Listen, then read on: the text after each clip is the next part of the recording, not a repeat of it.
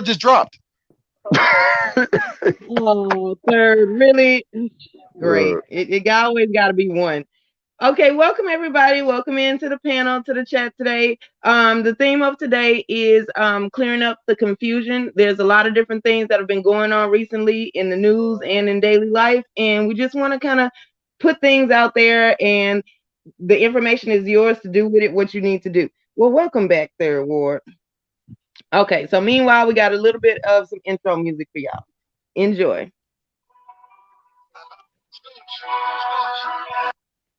Oh, wait a minute. Can can y'all hear the music? Yeah, I Not could hear. really, but Yeah, I could hear that first, but I don't know what happened. yo, shout out to the chat, people that came in and support us. Yeah, shout out. What's going on? Love, wisdom, mahogany. What's going on? Keep on down and me. They know they should be proud and me. Yo, school up. Scalping. Welcome cut to the chase. What's good, cuz, bro? That's my fan right there. What's good, cuz? Chains going and ain't took one yet. And then retarded about coochie, but just go rolling. $10,000 bounty put on my neck. I hope you didn't pay them cause they didn't have no success. Shout out Cool J. Shout out Cool J, man. You too, you look oh so stressed. I think the nigga just mad cause I fucked this ex. And I'm a big dog, he got the little boy that's I'm gonna ban you from the screen. nigga bet he can't say shit.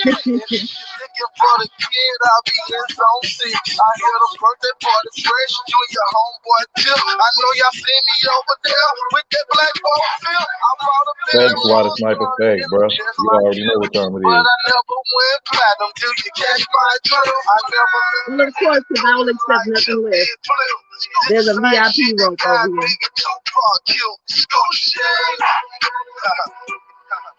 Okay. For the record, this is not a dish record. Just the truth. Exclusive, living legend. Oh yeah, I'm a legend. Living legend, nigga. Respect that. And come to the chase, I'm gonna email you because I need to upgrade my studio equipment. I'm not gonna be part of the side where they were like, no, I can just throw anything together. This is just the beginning. Don't make me show my age, nigga. Grab a Louis Vuitton, turn it to a patty cage, nigga. I feel the song with you cold, and I know you still mess. My buff was fucking her while you was falling in love with her. While you didn't know the song and even smoke no bud. So I was screaming so ice was a neighborhood, nigga. Say yours my back up, cause I don't need now, nigga. What the hell was like I said, let them guns blam, nigga. Just try to bring my hand with a lot of ground, nigga. I'm just who I am, nigga, but I ain't staying down, nigga. I know it's hard for you to spend them when you killed your homeboy. You left your son to be a best, won't even raise your homeboy. Last week, and now he has to defend his freedom.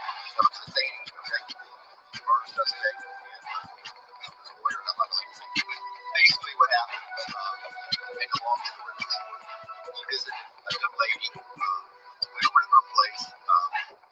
She was there, he was there. One of the windshield at the door. 5 guys put it in.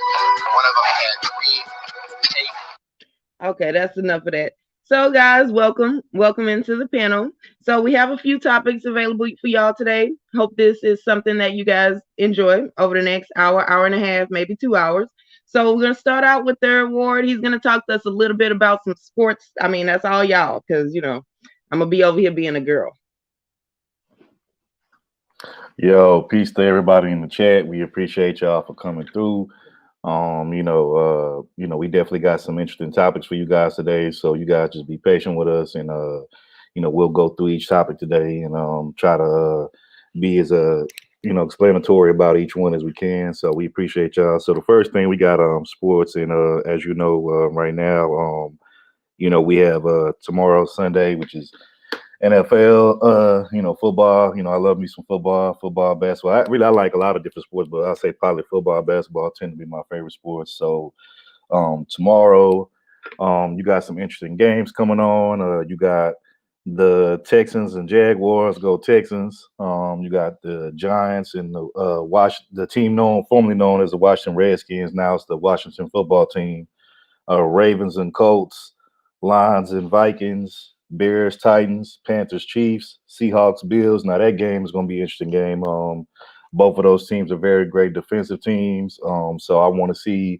I think that game is probably going to be a low-scoring game, and that game probably might come down to a field goal if I had to guess. So that should be an interesting game. You got Broncos, Falcons, Raiders, Chargers, Dolphins, Cardinals, Steelers, Cowboys, Patriots, Jets, and then the late night game, which is the one I'm really interested in tomorrow at 8 o'clock, 8:20. You got the Saints versus the Buccaneers. You have Drew Brees versus Tom Brady. That should be interesting. They played at the very beginning of the season, week 1, New Orleans. The Saints won that round against the Tampa Bay Buccaneers. So I think Tom Brady and the Buccaneers will be looking to get even this Sunday and tie them 1-1 to go head to head. So we'll see. Right now I'm kind of leaning toward the Bucks because they're looking real good right now. But I don't know. I might change my pick by tomorrow. Is the Steelers still undefeated? Yeah, the Steelers, man, they still undefeated, man. I'm not gonna lie. I'm gonna keep it real. I thought this year the Steelers would be a rebuilding team because oh boy, their quarterback Ben Roethlisberger, he had a horrible injury last year where he was out the whole season, and he kind of like towards like I would say him, Tom Brady and Drew Brees, they like the old guys, the old quarterbacks in the league, and they like past their prime. They on the end of their career, towards the end of their career. So I thought maybe that Ben Roethlisberger wouldn't be as good this year, and I thought the Pittsburgh Steelers would probably be, wouldn't be that good. But man, they surprised me. I mean, their team is just, talented, raw. And to be honest, to me, Ben is actually their weakest player on the team. Really, it's their defense and their O line and special teams. That's the strong point. Ben is actually probably like the weakest player on the team. But he ain't even got to do very much. All he got to do is manage not to throw the game away, and they're gonna be all right. But yeah, they still undefeated. They won a close shootout with the Ravens. Their rival last week. If you ask me, the Ravens should have won that game. Supposed to win that game, but by a late fumble by Lamar Jackson, that cost them the game really. But to me, the Ravens were supposed to win that game. They actually outplayed Pittsburgh. But when you make key mistakes in late in the game, sometimes that can be the difference maker in what wins you the game and what loses you the game. So I think, that's what happened. But yeah, Pittsburgh good, and I don't see the Cowboys doing anything tomorrow. I think they're gonna get annihilated by Pittsburgh. So we'll see. You know what I'm saying? We'll see. How many teams is still undefeated right now? I think Pittsburgh. And I think if I'm not mistaken, Pittsburgh might be the only one. Yeah, I agree with that, Love Wisdom. I totally agree with you on that. Yeah, I'd probably say after this year, maybe he might have one more year left, but I'm maybe definitely after this year, maybe one more year. But I think, if I'm not mistaken, Brandon, bro, I think Pittsburgh might be the only undefeated team left. I think because I know Kansas City lost a game, Tampa has lost the Bucks have lost 2 or 3. I want to say the Green Bay has lost 2. I want to say. The Titans, y'all lost maybe 2 or 3. I want to say probably 2. I think y'all lost 2, and then the Bills have lost 2 or 3. So all the good teams have lost at least one game. The only team that hasn't lost a game is Pittsburgh. So we'll see. You know what I'm saying? Now, I don't think they're gonna go undefeated, but I do think that they're gonna be a really good team. And whoever got to play them first round in the playoffs, I feel sorry for them. So we'll see what happens. Well, the games I'm concerned with is the 2 DMV teams. Ravens and of course Washington football team. So we'll see what's up with that. But other than that, so the Redskins. Wait. The Redskins, the Washington what? The football team. Yeah, that's their name for real. It's no longer the Redskins. Oh, I thought that was playing. No, they changed the name because that's the name. The Native Americans complained that the term Redskins. The Native Americans. They complained that that's a derogatory word. To describe, I guess, right. Media. So they had been trying to get this done for the last 3, 4, 5 years, but exactly they kept ignoring it, and finally it came to a head to where they decided to change it, and now it's the Washington. Hold on, there, Black people, y'all see what unity does. Okay, go ahead. Not as fact. not as fact, man. you're right. We might need to take a play out of Native Americans page. I mean, they getting reparations, casinos, reservations. They getting football names changed, all kind of shit. I think a better name would have been Washington Caucasians. Hey, Brandon, get out of there, bro. Get out of there, Brandon, bro. Brandon always got to be controversial. The home joke used to be Washington Deadskins. When they used to play bad, we used to call them the Deadskins because a lot of times, you know what I mean? I don't know if you remember this back in the day, but this is even before my time. But I remember back in the day when the Saints used to be horrible, they used to call them the Aints. I don't know if you remember that, Kenny. Oh, yeah. Yeah, they used to call the Saints the Aints. I'm like, damn, you know what I'm saying? Oh, shout out, you know what I'm saying? Shout out to This Beach is Better, OG with it. We appreciate you coming through, fam. You know what I'm saying? We appreciate Shout out to all our supporters that come through and give us love, man. Show us love. Appreciate it. What's going on, Khadijah L? What's going on? Khadijah L. Oh, he's starting something. That's Khadijah. That's Entanglement Hunter. That's what that is right there. But no, that's all I really got for sports. You know, you gotta. I got something for sports. Man. You got it, Kenny. I'll hand it over. Yeah, I got something for sports. You know, I'm a boxing fan, so you know it's some good fights coming up. As a matter of fact, there's a fight coming up today. Devin Haney versus Yorkie Gamboa. So that should be a good fight. That's coming on tonight. That's gonna be a good one. This guy is a really good fighter. So he's gonna be coming on tonight at 8:00. And then next week we got another big fight with Terrence Bud Crawford fighting Kell Brook. That's another good fight to watch out for. So any boxing fans in here, definitely check out that fight next week. And the one today. One more though. So the Mike Tyson and Roy Jones back on? Oh yeah, that's another one. I'm not. You know what? You know, I haven't gotten the latest update on that, but now I'm gonna have to check it out because I know it was supposed to be in November, right before Thanksgiving, if I'm not mistaken, or right after. Because it originally was scheduled for September, and then they pushed the date back to November. But now I'm gonna have to look that up, man, to actually see what day it really is. You know how they do like episodes for the promoting the yeah, they haven't been doing much of that. I saw that on World Star Hip Hop. They doing it right now. Oh, they doing it on World Star. I'm gonna have to check that out, man. Yeah. All right, that's what's up. Check that out. Okay, so the moment that a lot of people probably have been waiting for, we're gonna just kind of address what has happened recently in YouTube news, right? Well, at least the news I care about, the news that has to do with me. Right. So I know you guys kind of have noticed that there's been a little bit of a split from one of your favorite shows that we were on every Saturday. And so I know you can notice that there was a split in the live streams today. And so, yes, there were differences that were not able to be settled. And I do think that we have ended amicably. So what's going to happen is it's going to give birth to a new channel, one with the four of us that we will be building from scratch. And we hope that you guys come over and support our channel the same way you supported us on the previous channel. It was the best decision. We had some differences about how to handle certain things. And I think that, you know, sometimes people just live different lifestyles and they just need to not not do business together. So y'all want to add in, and I'm sorry about that, Love Wisdom. And I know that you guys are probably saddened by it. It was fun while it lasted, but sometimes we do have to move forward and be true to what we believe. Hey, I do want to say this though. Apologize. We didn't mean to, we don't want to cause sadness to y'all, but we got some plan replacing it. So, you know, hopefully that can help everybody feel better. Okay, go ahead, sir. I was gonna say, salute to Big Duke, man, for like I said, he came to me with this whole business plan, and I salute him for that, most definitely. But like Sis said, man, it was just something that, you know, we did not see coming. You know, when things happen, when certain things happen, you're supposed to be loyal to the team, and you know, we didn't feel that way with certain situations. So I let Third go ahead and tell the whole thing. What's going on, Third? Yeah, man. This is very disheartening, bro, and it's sad that we had to finally come to this point, or come to this situation. You know what I'm saying, or this decision, I guess I should say.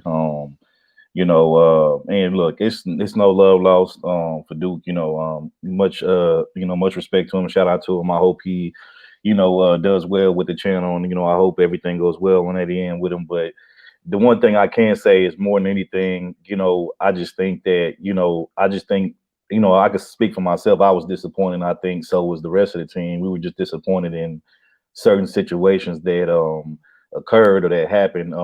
Which these were situations that we talked about in different scenarios that we talked about, in the background, that if this situation ever had came up, we would handle it one or two different ways. And when those situations came about, and those situations weren't handled in the two different ways that we talked about and we agreed on that it should be handled, that's when I feel like, or that's, I guess that's when we felt like the ball got dropped. You know what I'm saying? And with him being the leader of the team, when you're the leader of a team, you have to lead by example. You know what I'm saying? You have to lead the team. You have to be the example. And I think the problem is that a lot of people, they want to lead when things is good or when, things is going well, but when things kind of go awry, that's when they don't want to lead or they want to take responsibility or ownership of stuff. And that's kind of, I think, what we had an issue with. And again, this is no shot at him. This is just from what we saw, what we talked about together as a team.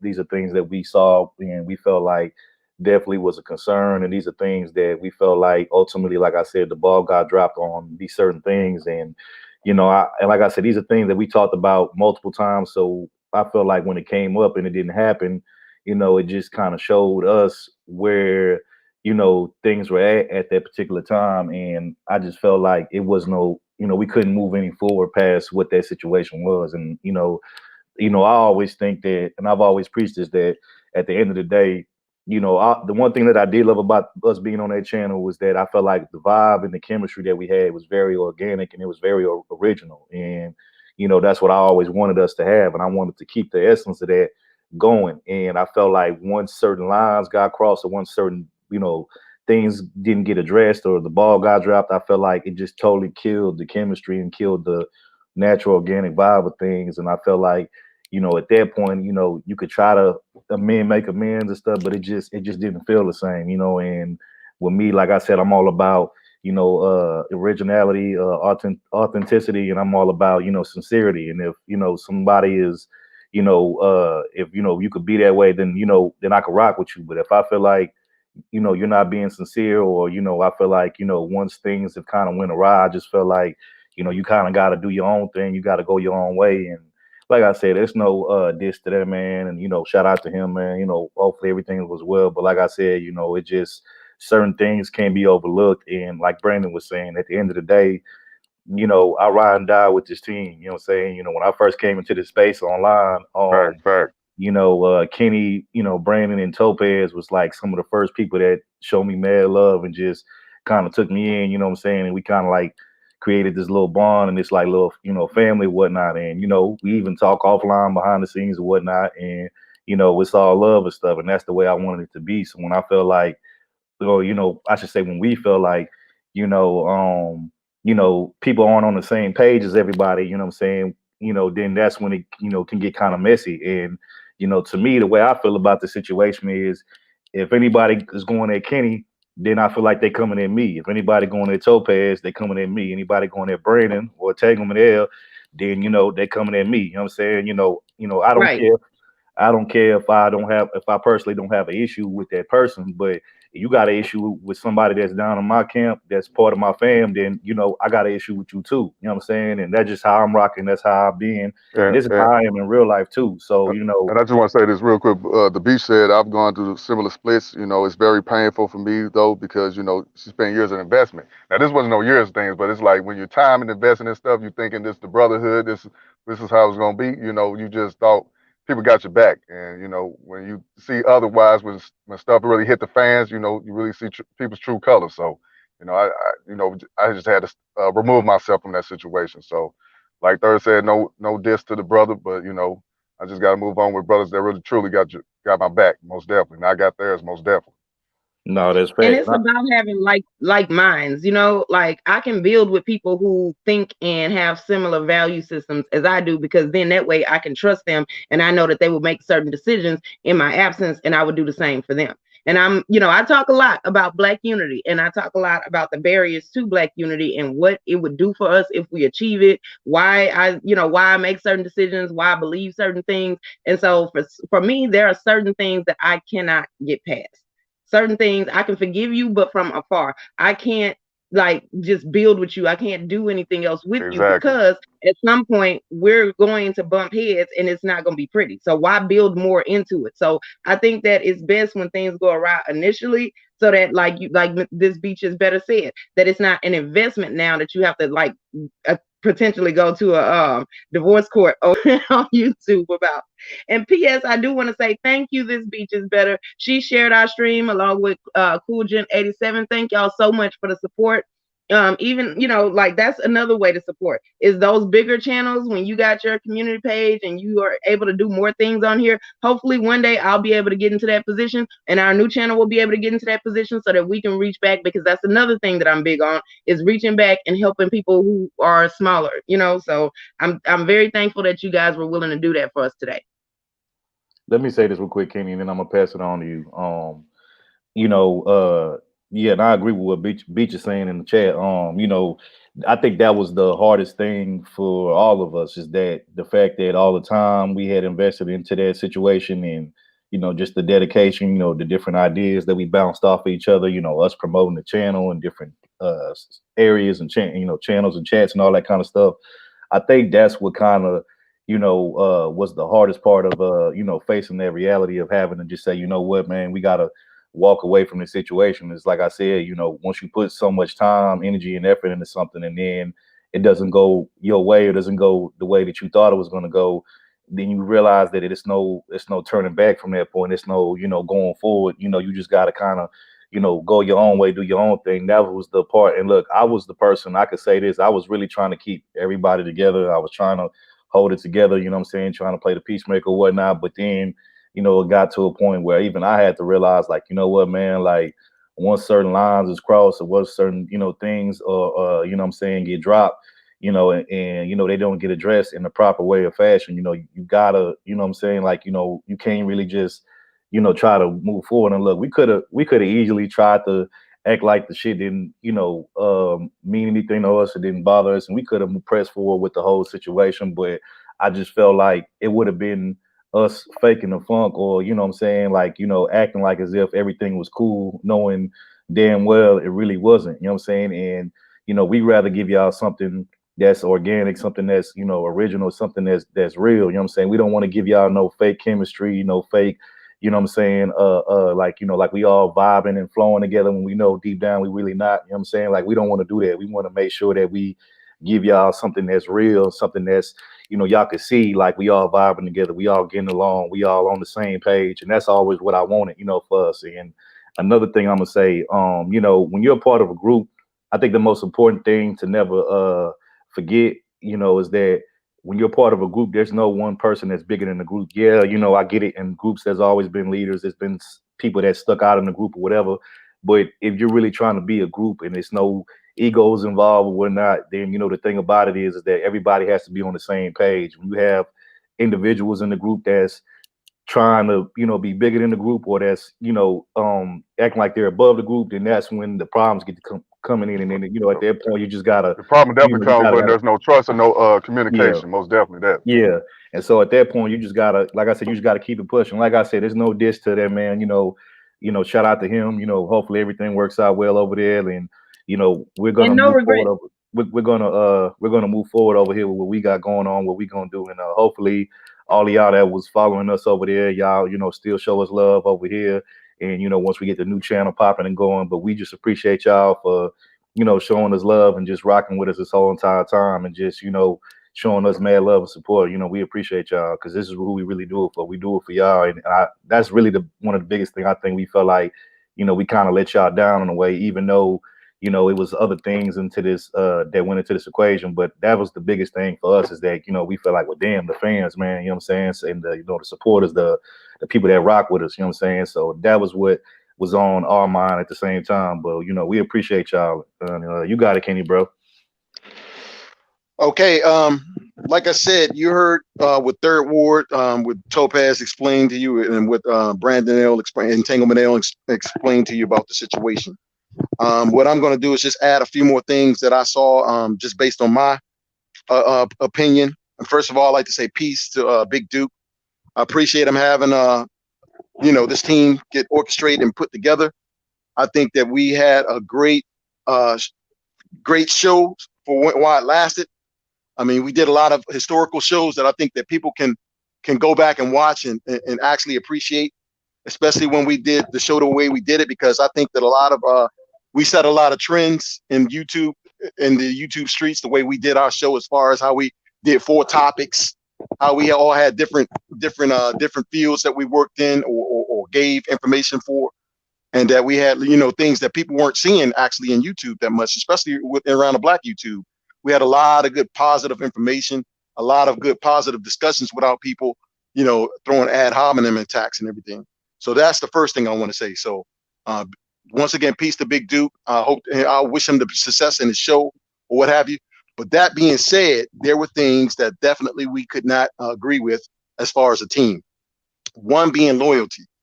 One thing I'll say is that when you're as a team, especially when you're a leader of a team, you have to understand that loyalty is one thing, and that you also have to understand that when you're a leader, you have to make certain decisions that you might not agree with as a leader, but you have to look out what's best for the team. And we felt like that wasn't being reflected in the way he was doing things, especially since a situation came up that we had already discussed in back chats many times before, and also have seen happen over several times, that these incidents happens with these particular situations and individuals. So if you really want to get more of the answer, then go back to some of these streams, the stream before this one, and you kind of get more of the answer about why this went the way it did. I think some people have already kind of had ideas about why this happened the way it did. But like I said, it is what it is, and we'll continue to keep moving on, and we'll continue to keep doing things the way we've been doing. We'll continue to keep giving you the information, keep doing the topics like we've been doing. We'll still be doing the IT topics. Topaz will still be giving you information on health and fitness and awareness. My man, Entanglement L will still be giving you recent current events, all kinds of stories that come up, all kinds of tantalizing breaking news stories. And then my man Third Ward will continue to keep doing his sports topics and what have you, and other topics that he might come up with. So nothing is going to be changed as far as that. The format's not going to be changed. The only thing we're going to do is get better with the format. And the only thing we can do is just ask our supporters, the real supporters, to continue to support us, to continue to share the streams. Make sure you hit the like button, and make sure you just come when we have our lives. Make sure you have the notification button on, and also make sure you support the show monetarily whenever you can. Other than that, like I said, good luck to him on his channel, and we'll continue to press on, and we'll make a new channel and build from there. That's it. Shout out to the chat. Appreciate all of y'all that came through. Right. And so, guys, we'll address it periodically if we need to. But for the most part, this is everything that we had to say on the subject. So we want to keep going. We don't want to make this about the beef, because that gets away from the content. And then now we're not doing what we set out to do. We're not doing something good for you guys. So, and I do want to thank This Beach is Better, because she always drops good knowledge in the chat. And she just said, keep building and use solid foundations, so when storms come, you would not fall. And that's exactly what we think is happening here today. Exactly. So, and one more thing, let me say, thank you all for your support. Go ahead there.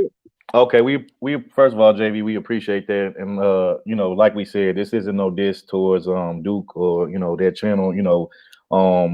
Truth be told, and just to be honest, I never even thought that I would be a part of a channel, you know what I'm saying, and to become a content creator or whatnot, because I can remember when I first came into this space, just as somebody that was watching from the chat or watching from the clouds, and once the opportunity presented itself for us to become content creators and part of a team, part of a channel, that was something that was very humbling and honoring to me, because I didn't even think that anybody would care about none of my input or what I would have to say on certain topics or whatnot. So, the fact that we became a part of a channel, man, I definitely will always appreciate the opportunity. And, I feel like it definitely gave us some of the experience that we needed to carry on with this new channel that we're going to go forward with, because and truth be told, I used to always hear certain content creators talking about certain situations or certain things that would go on in this YouTube space, and I heard what they were saying, and I kind of tried to understand what they were saying, but I didn't really understand it that deep. But now that we have become content creators, now that we have went through certain things on here, whether it be good or bad or indifferent, I can now kind of more understand and see where these content creators were coming from, because like I said, I didn't have that prior knowledge or experience, but now that I do, I can kind of see things from a different perspective or from their point of view now on things. And like I said, it's all love. We appreciate the opportunity. We appreciate the exposure that we got over there. All the love, all the people that support us from day one up until now.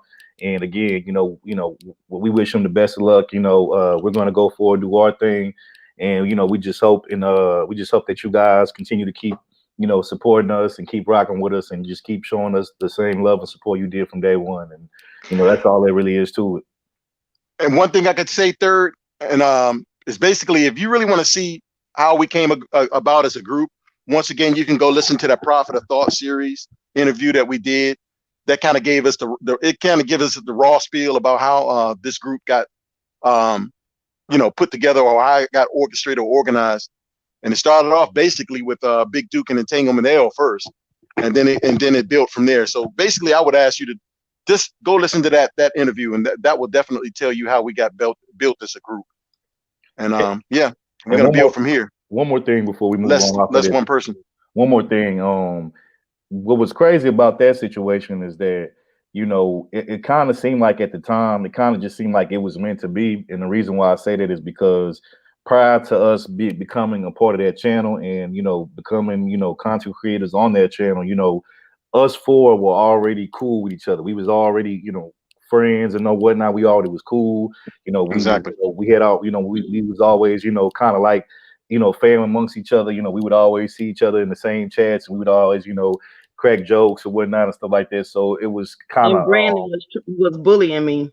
Yeah, and it was kind of it was kind of ironic, and just kind of it seemed like it was meant to be when we just all came together as a family. You know what I'm saying? So that was like the ironic part about all of it, is that the people that I started out on here with that was showing me love and just kind of I felt like was like on some family type stuff. Those are the people that I ended up doing a show on the channel with, and me personally, I couldn't see myself of doing it with nobody else. You know what I'm saying? So or participating on the channel with nobody else. So shout out to y'all, man. I appreciate y'all. You, Kenny, Big Sis Topez, and Brandon, bro. You my A1 Day One, bro. I appreciate you, and I'm glad that we moving forward together still. And we not letting none of this stuff divide us or come between what we was what we started out doing and all this kind of stuff. So shout out to y'all, man. I appreciate y'all.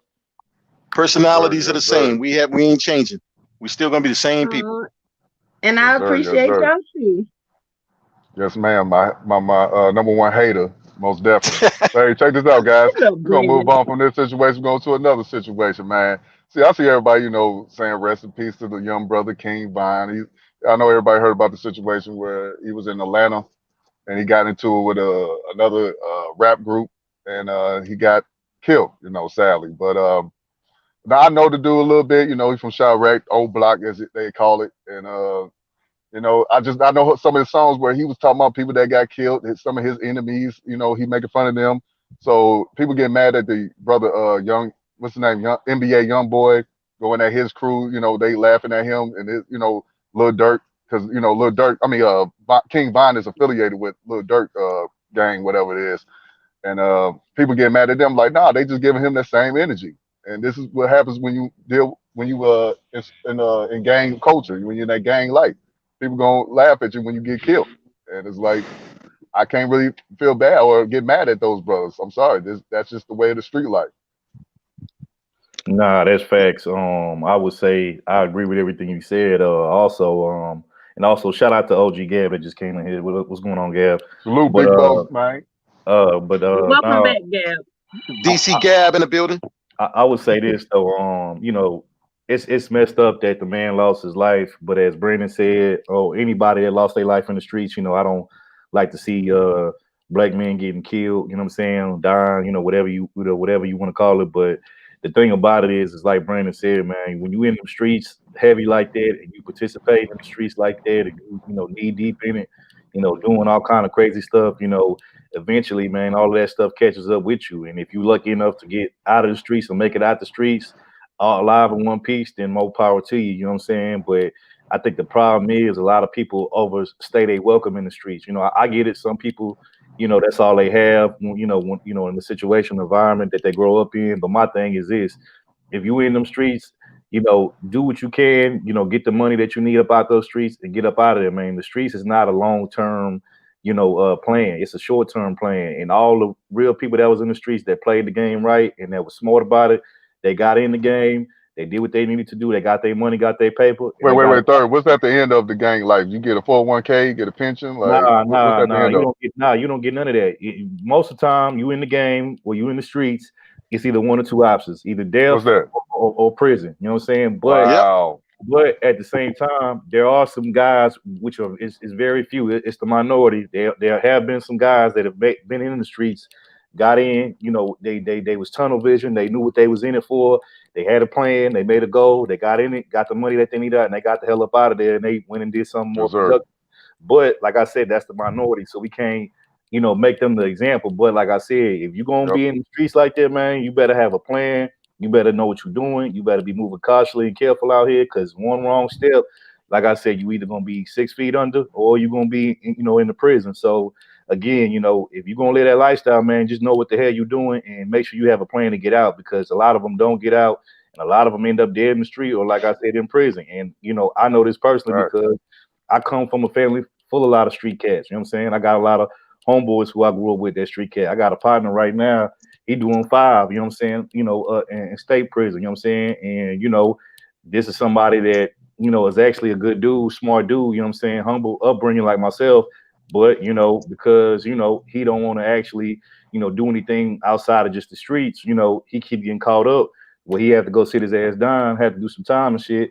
And I'm telling him, like, look, bro, I get it. You think the streets is everything, all that you got, but I'm like, bro, you bigger than this. You smarter than this. Like, you could do more than, like, you bigger than just the streets, bro. But again, when people think that that's the only lifestyle, that's the only way to, make it, ain't nothing you can really tell them. It got to be to the point to where they have to get, like, that saying, I'm sick and tired of being sick and tired. Like, that's kind of the attitude that you have to adopt, to where you finally say, you know what, fuck these streets. It ain't shit in here for me. You know what I'm saying? There ain't nothing positive about these streets. People that I know and love and care for keep dying, getting killed, or getting locked up. Hey, I got to move on at some point. You know what I'm saying? And, if you get that, if you adopt that kind of attitude, then, hey, man, that's, the first step to fixing that shit is having the attitude, adopting that mindset. Like, hey, I could do more than just these streets. If I could be successful in the streets, I could be successful at something else. But the problem is, a lot of them in their mind don't think that they can do anything outside of the streets, so they get stuck there. And then, hey, like I said, you either end up in jail or you end up, with an obituary on an obituary talking about RIP. Third, can you hear me? Yeah, we can hear you. So, like I said, man, the streets ain't what's up. And again, if you out there, participating in it, and you up here committing crimes and shit, and doing this and doing that, and you making fun of people when they get got, and you expect karma or the streets not to come back your way, you a fool. You know what I'm saying? And this is the last thing I'm gonna say, and I'm gonna pass it off.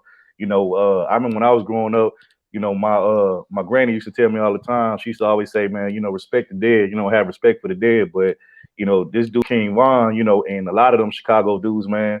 When somebody get killed, that's they op, or somebody that's from the opposite part of town that they from. They go online on live making fun of this shit, laughing at it like it's something to joke about. You know what I'm saying? When at the end of the day, this is somebody's life that's gone. You know what I'm saying? They can never come back. You know what I'm saying? And so when you get to making fun of the dead and all that kind of shit, man, that shit ain't cool. You know what I'm saying? Eventually, all that shit gonna come back. I remember she keeping there used to say, we smoking that little JoJo. They used to say dumb shit like that. Yeah, man. Like I said, bro, when you doing, hey, man, it's the old school saying, when you do dirt, you get dirt. So, hey, if that's what you're gonna do, then expect to get dirt to come back your way. You know what I'm saying? You crime, bro, crime gonna happen to you. So again, if you're gonna be in the streets like that, in the game, bro, you better have you a plan. You better get up out of there as soon as you can. Don't overstay your welcome. It ain't like Brandon was saying. It's not a retirement plan. It ain't no 401k in the streets. You know what I'm saying? Like, you ain't finna grow. You ain't finna have no 10, 20-year career in the streets. Nah, bro, that shit ain't what's up. Get in, get out, and get the fuck on. You know what I'm saying? What's gonna And I happen when you think that a die? lot The of niggas people gonna try. glamorize. My bad. So bad. I'll Oh, chime in after okay. Well, I'm Topaz. Go gonna ahead, be Topaz. quick. Okay, I'm gonna be quick. I think a lot of people glamorize the streets. They see the fast money and the fun times when the person is on top. But people need to not let that stop them from understanding that at best, it's a means to an end, and it's supposed to be short-lived, get in, get out, if you have to resort to that. But a lot of people don't realize that you do have other options. One, you could go without, unless you like talking about life or death situations, right?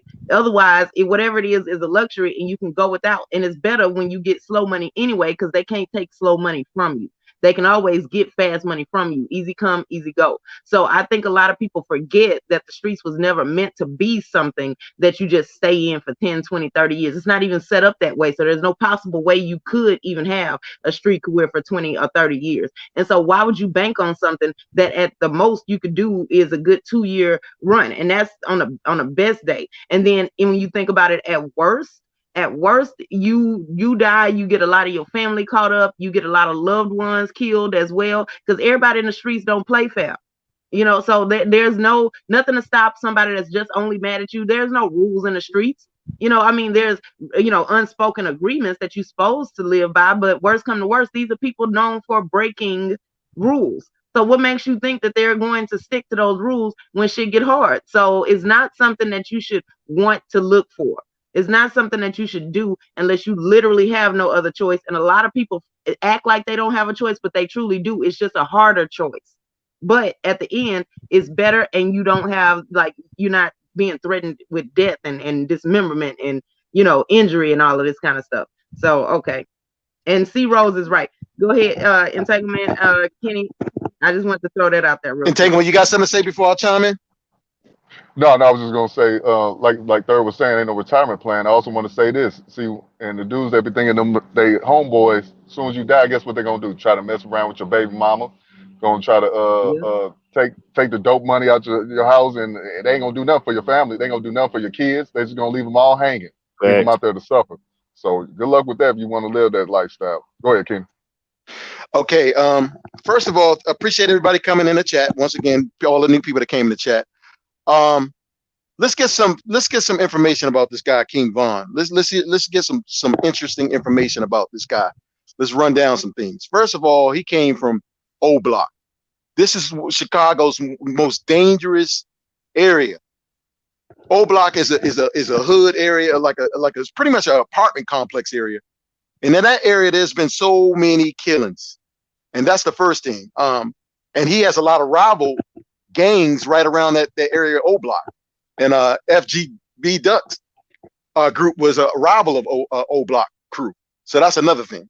So a lot of these drill rappers, a lot of them, they are part of the gang affiliations, and they rap about those lyrics exactly in their rhymes. And they also pretty much dry snitch on themselves by telling us some of the things that they've done, killed this op or killed that op. And eventually the ops hear it and they share that stuff over social media, which is stupid. That's another thing. They leave a footprint for themselves to get caught.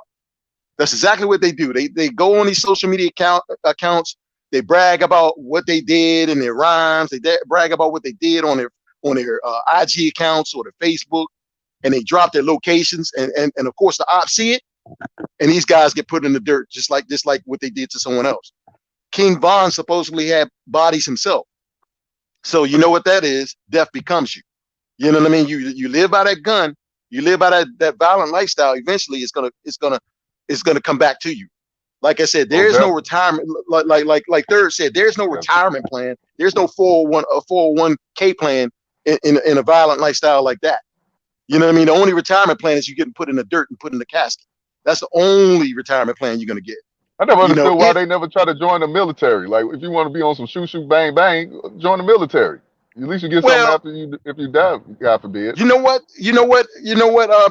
Entanglement, that's a good question. But you know what? A lot of them, first of all, have records. So a lot of them probably would not be able to get in, at least the branches like the Air Force and Navy. A lot of them probably will not be able to get in these branches. That's the first They probably couldn't even take authority neither. Exactly. They can't take a structure and authority because no military branch is gonna F with you, man. If you come in there with that F stuff, like you think you in the street still, you're gonna be out back in the streets. They're not playing that game with you. So that's Hey, another thing. y'all overlooking the most important point too. The reason why a lot of them dudes don't want to join the military, besides the reasons that you guys just listed the name, is because they don't want to listen to the white man and white supremacy and all that. You know what I'm Man, saying? So look, that what I'm saying. Wait, third. You can't use that excuse because they be like, yeah, oh, the white supremacy leave the guns in the alleys and they go get them and exactly. kill each other. Exactly. Yeah. The So dirty they work cops are the for ones they that work for the drop white the supremacy. They just don't know it. exactly. That's my point. Indirectly they do. And like you said, a lot of these guns and stuff are coming from, these dirty cops. They throw a lot of them guns in into into these hoods, and these guys buy that stuff. And they don't care if these guys kill each other. That's exactly what they want to see. Go ahead and kill each other. It's less of these wild youth, as they like to say, that we have to worry about. These people come from these people come from the dirt and the mud, man. They come from these areas where it's nothing for you out there but trouble. Well, Kenny, I'm glad you're the one talking right now because I got a question, right? Being that you are the military member on the group, so this is always my thought process, right?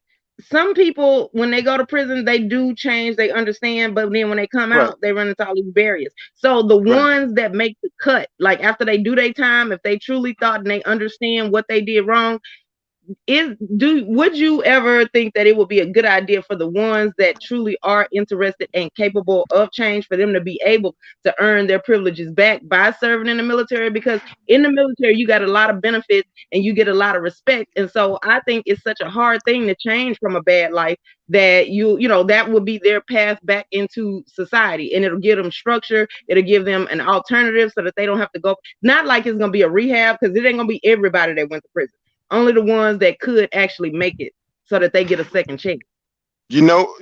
Topaz, that would be great if it was offered. But once again, you got to remember that, first of all, the military, a certain age limit, after a certain age limit, you're not going to be able to join the military. Let's just get that right. Another thing is they're gonna have to get, they can't come in as felons, because as a felon you can't carry arms. You can't draw. You can't bear arms if you're a felon. So that's another thing. And you can't be in the military if you can't draw arms, because the military is about weapons. You see what I'm saying? So if they can't they can't have weapons as a felon, then the military has no use for them, because the military is about defending the nation's security, from all foreign enemies abroad, and that type of thing. So that's another thing you gotta think about. And like I said, a lot of these guys will be much too late to be in the military because the age limit for the military, and also the fact that just the charges that they have upon them, whether it be rape or drug charges, this type of stuff will not be becoming of a military member.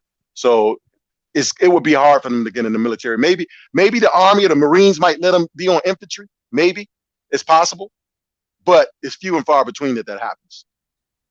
And the limit on age. Let me say right. No, and I get what you're saying, and I did know that those were the rules. I'm just thinking, like, some people actually could, and I do feel like, listen, we don't have a whole lot of people in the Black community that's untainted. Like, let's just be real, So I feel like if we can bring some people back, then why not at least try? But I know the rules. I know exactly what you were gonna say. I just always want to have that conversation. At least just put it out there, because then we can get our numbers up. Go ahead, Brandon. I had shared y'all a picture, in a back channel. I was like, these brothers, like them your Pookies and Ray Rays, I was trying to help. I can't do it no more. I'm out. So good luck. Let me say this though. Let me address a comment that you just made, Brandon. Like probably like not even that long ago. You said that you came out the projects as a square. Well, here's the thing, and I have an issue with this. My thing is this: you don't necessarily have to be, just because you're not a street cat or you're not in them streets doing this, doing that, that don't necessarily make you a square. I think that's the biggest misconception of, like to me, I look at it as two different classifications, right? I look at it, you got street niggas and you got hood niggas. Now, here's my thing.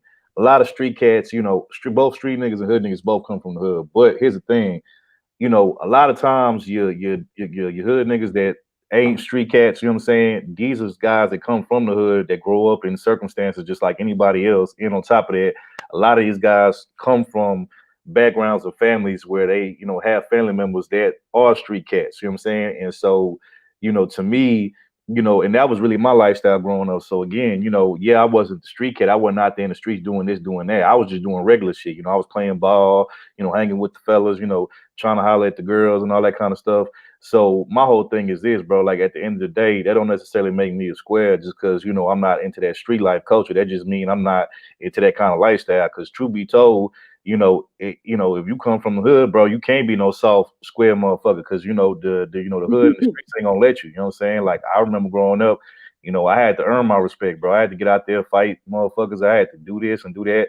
You know what I'm saying? Because it is a stigma on brothers that's not in the streets doing this and doing that. They kind of look at us as weak or soft or whatever. So when you get out there, man, you earn your respect and make motherfuckers respect you and be like, look, man, yeah, I ain't in the streets, but I ain't nobody to be messing with or fuck with. Then hey, that don't make you necessarily a street cat. You know what I'm saying? Or excuse me, a square. You know what I'm saying? So that's my thing. And then also back to the Vaughn thing, the thing about it is this. Here's what I noticed. So from the time I was coming up as a kid in the 90s up until now, the streets didn't change, and it's changed dramatically. So when I was coming up, this is how the streets used to be. It used to be to where the OGs back in the day that was on the block and that was doing their thing and stuff that were in the neighborhood, if you was a cat that wasn't about that street life and you went into that street life, they would tell you, like, look, young fella, look, young nigga, don't get involved in this. This ain't for you. This ain't what's up. This ain't the life that you want to live. It's just that we ain't have no choice. You know what I'm saying? This was the only cause we was dealt. And, we had to make something happen. We had to make something shape. You know what I'm saying?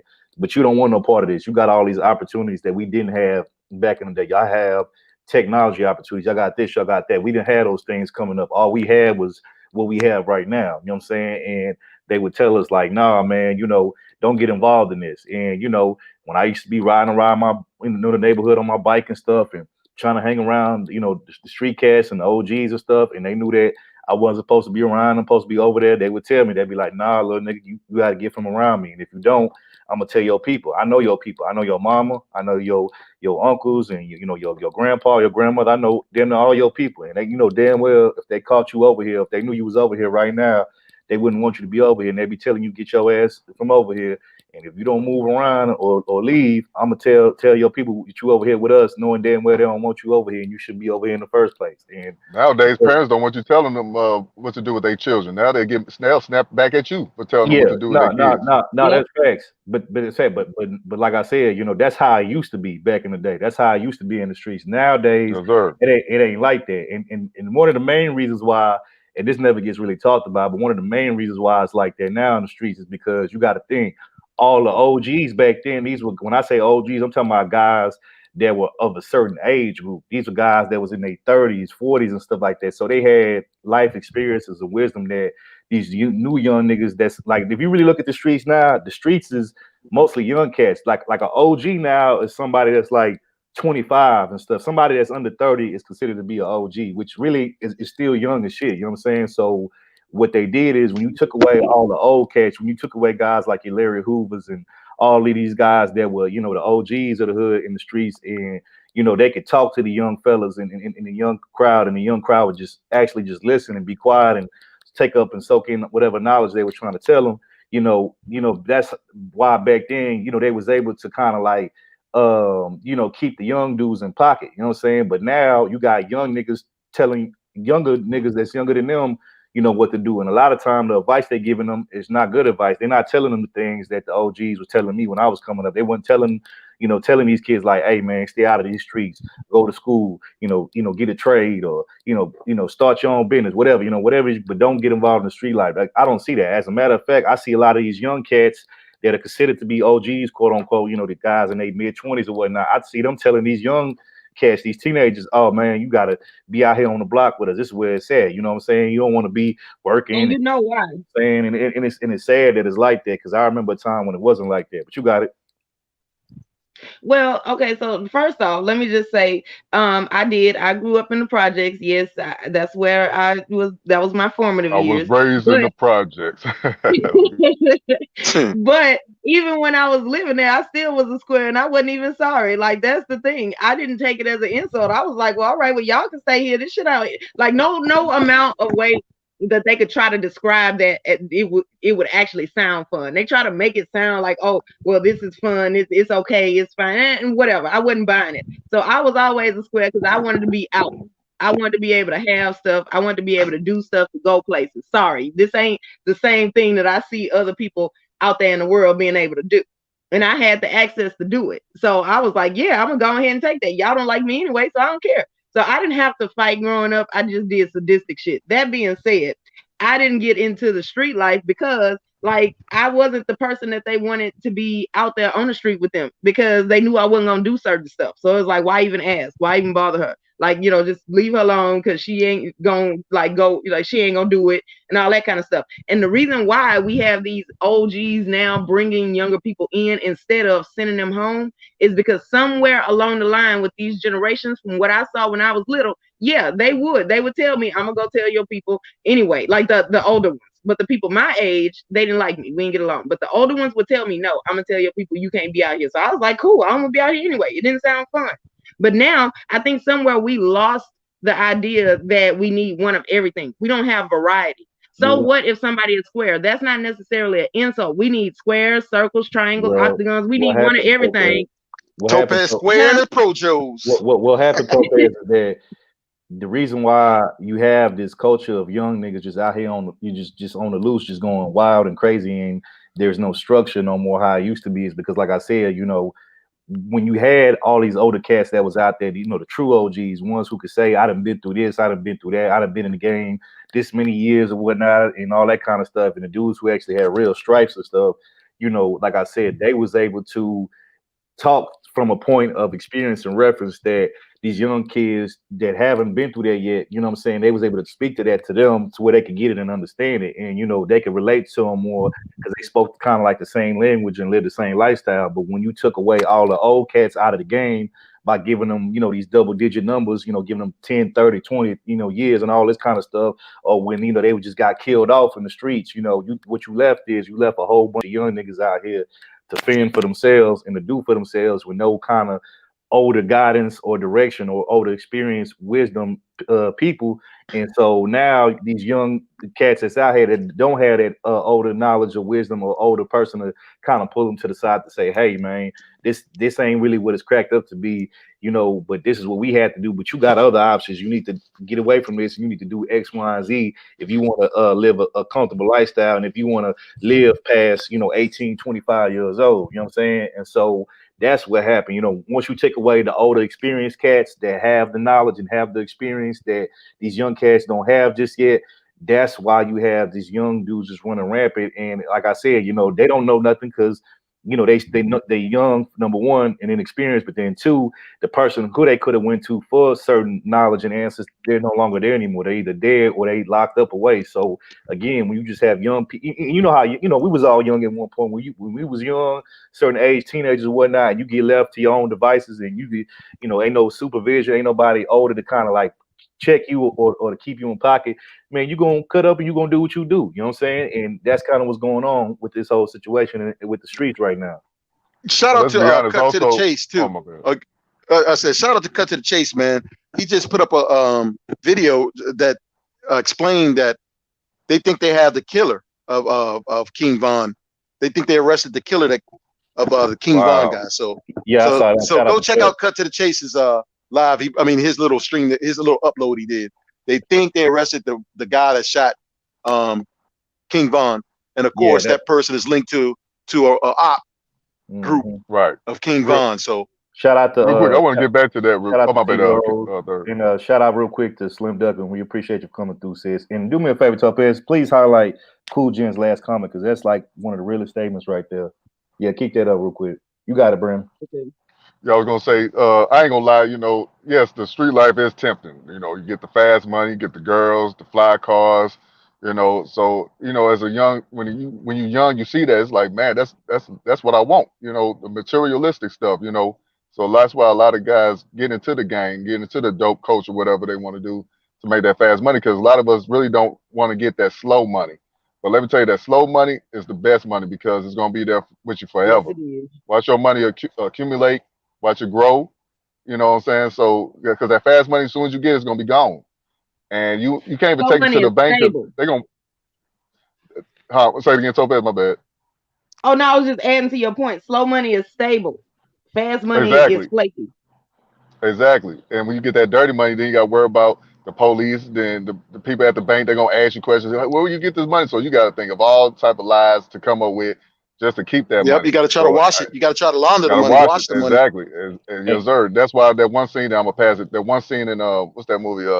Paid in Full, when the brother, he was just working at the cleaners, and he saw that rock or whatever, and he went to that Cuban dude, whatever he was, and he was telling him how you make all this money. It just blew his mind. He should have stayed his ass in the cleaners and worked as a regular brother, hardworking brother. That's what he should have did. But he wanted to choose that life, and look what happened to him. well, let me say this real quick to your point, Brandon. I want to make 2 points to your what you just said. So, the whole slow money thing. Yeah, slow money is stable, like you guys just said. And here's the thing.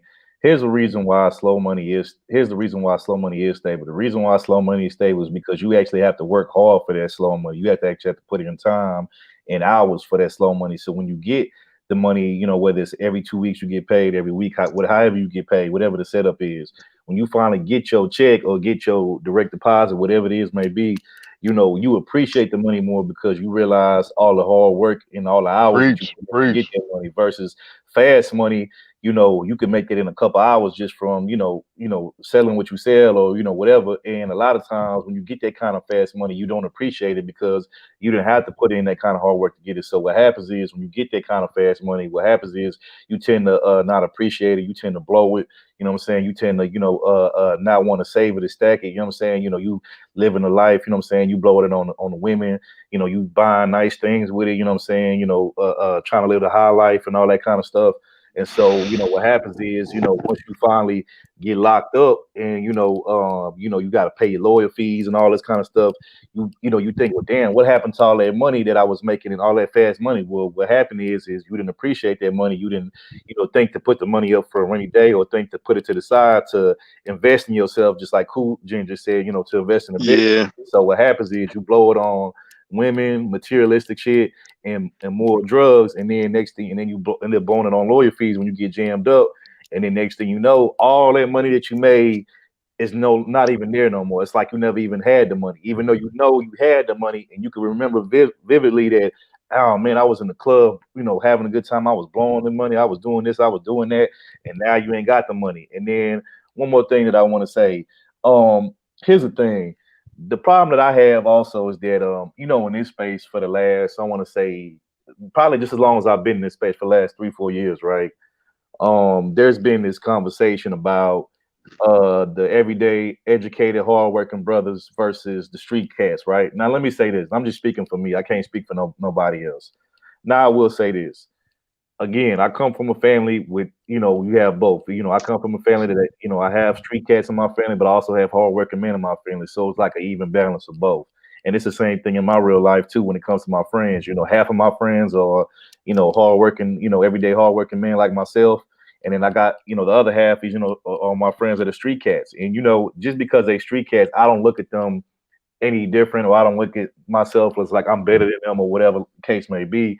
Because to me, it's all about, the respect factor. As long as you can respect me, I can respect you, regardless of what you're doing. Just as long as you ain't doing no super foul shit, I'm really not tripping. You know what I'm saying? But my thing is this, when it comes to this whole, hardworking man versus street cats is this, you know, I have good relationships with street cats. Now, I don't necessarily agree with everything that they do or the lifestyle that they live, but at the end of the day, that's their business. That ain't got nothing to do with me. You know what I'm saying? And like when I go back to the hood, like I just came back from home. I just was home 2 months ago and I went back to the hood. You know what I'm saying? I went back, to the hood with my partners and stuff. I hung around my partners, whether they was, hardworking partners like myself or they was, street cats and whatnot. And I could tell you, I still can get love today. I can still pull up one deep by myself and ain't nobody gonna mess with me, ain't nobody gonna fuck with me because they got respect for me because they know I'm a solid individual. But at the same time, when I'm around them, when I hang out, like let's say when I hang out with the street cats, right?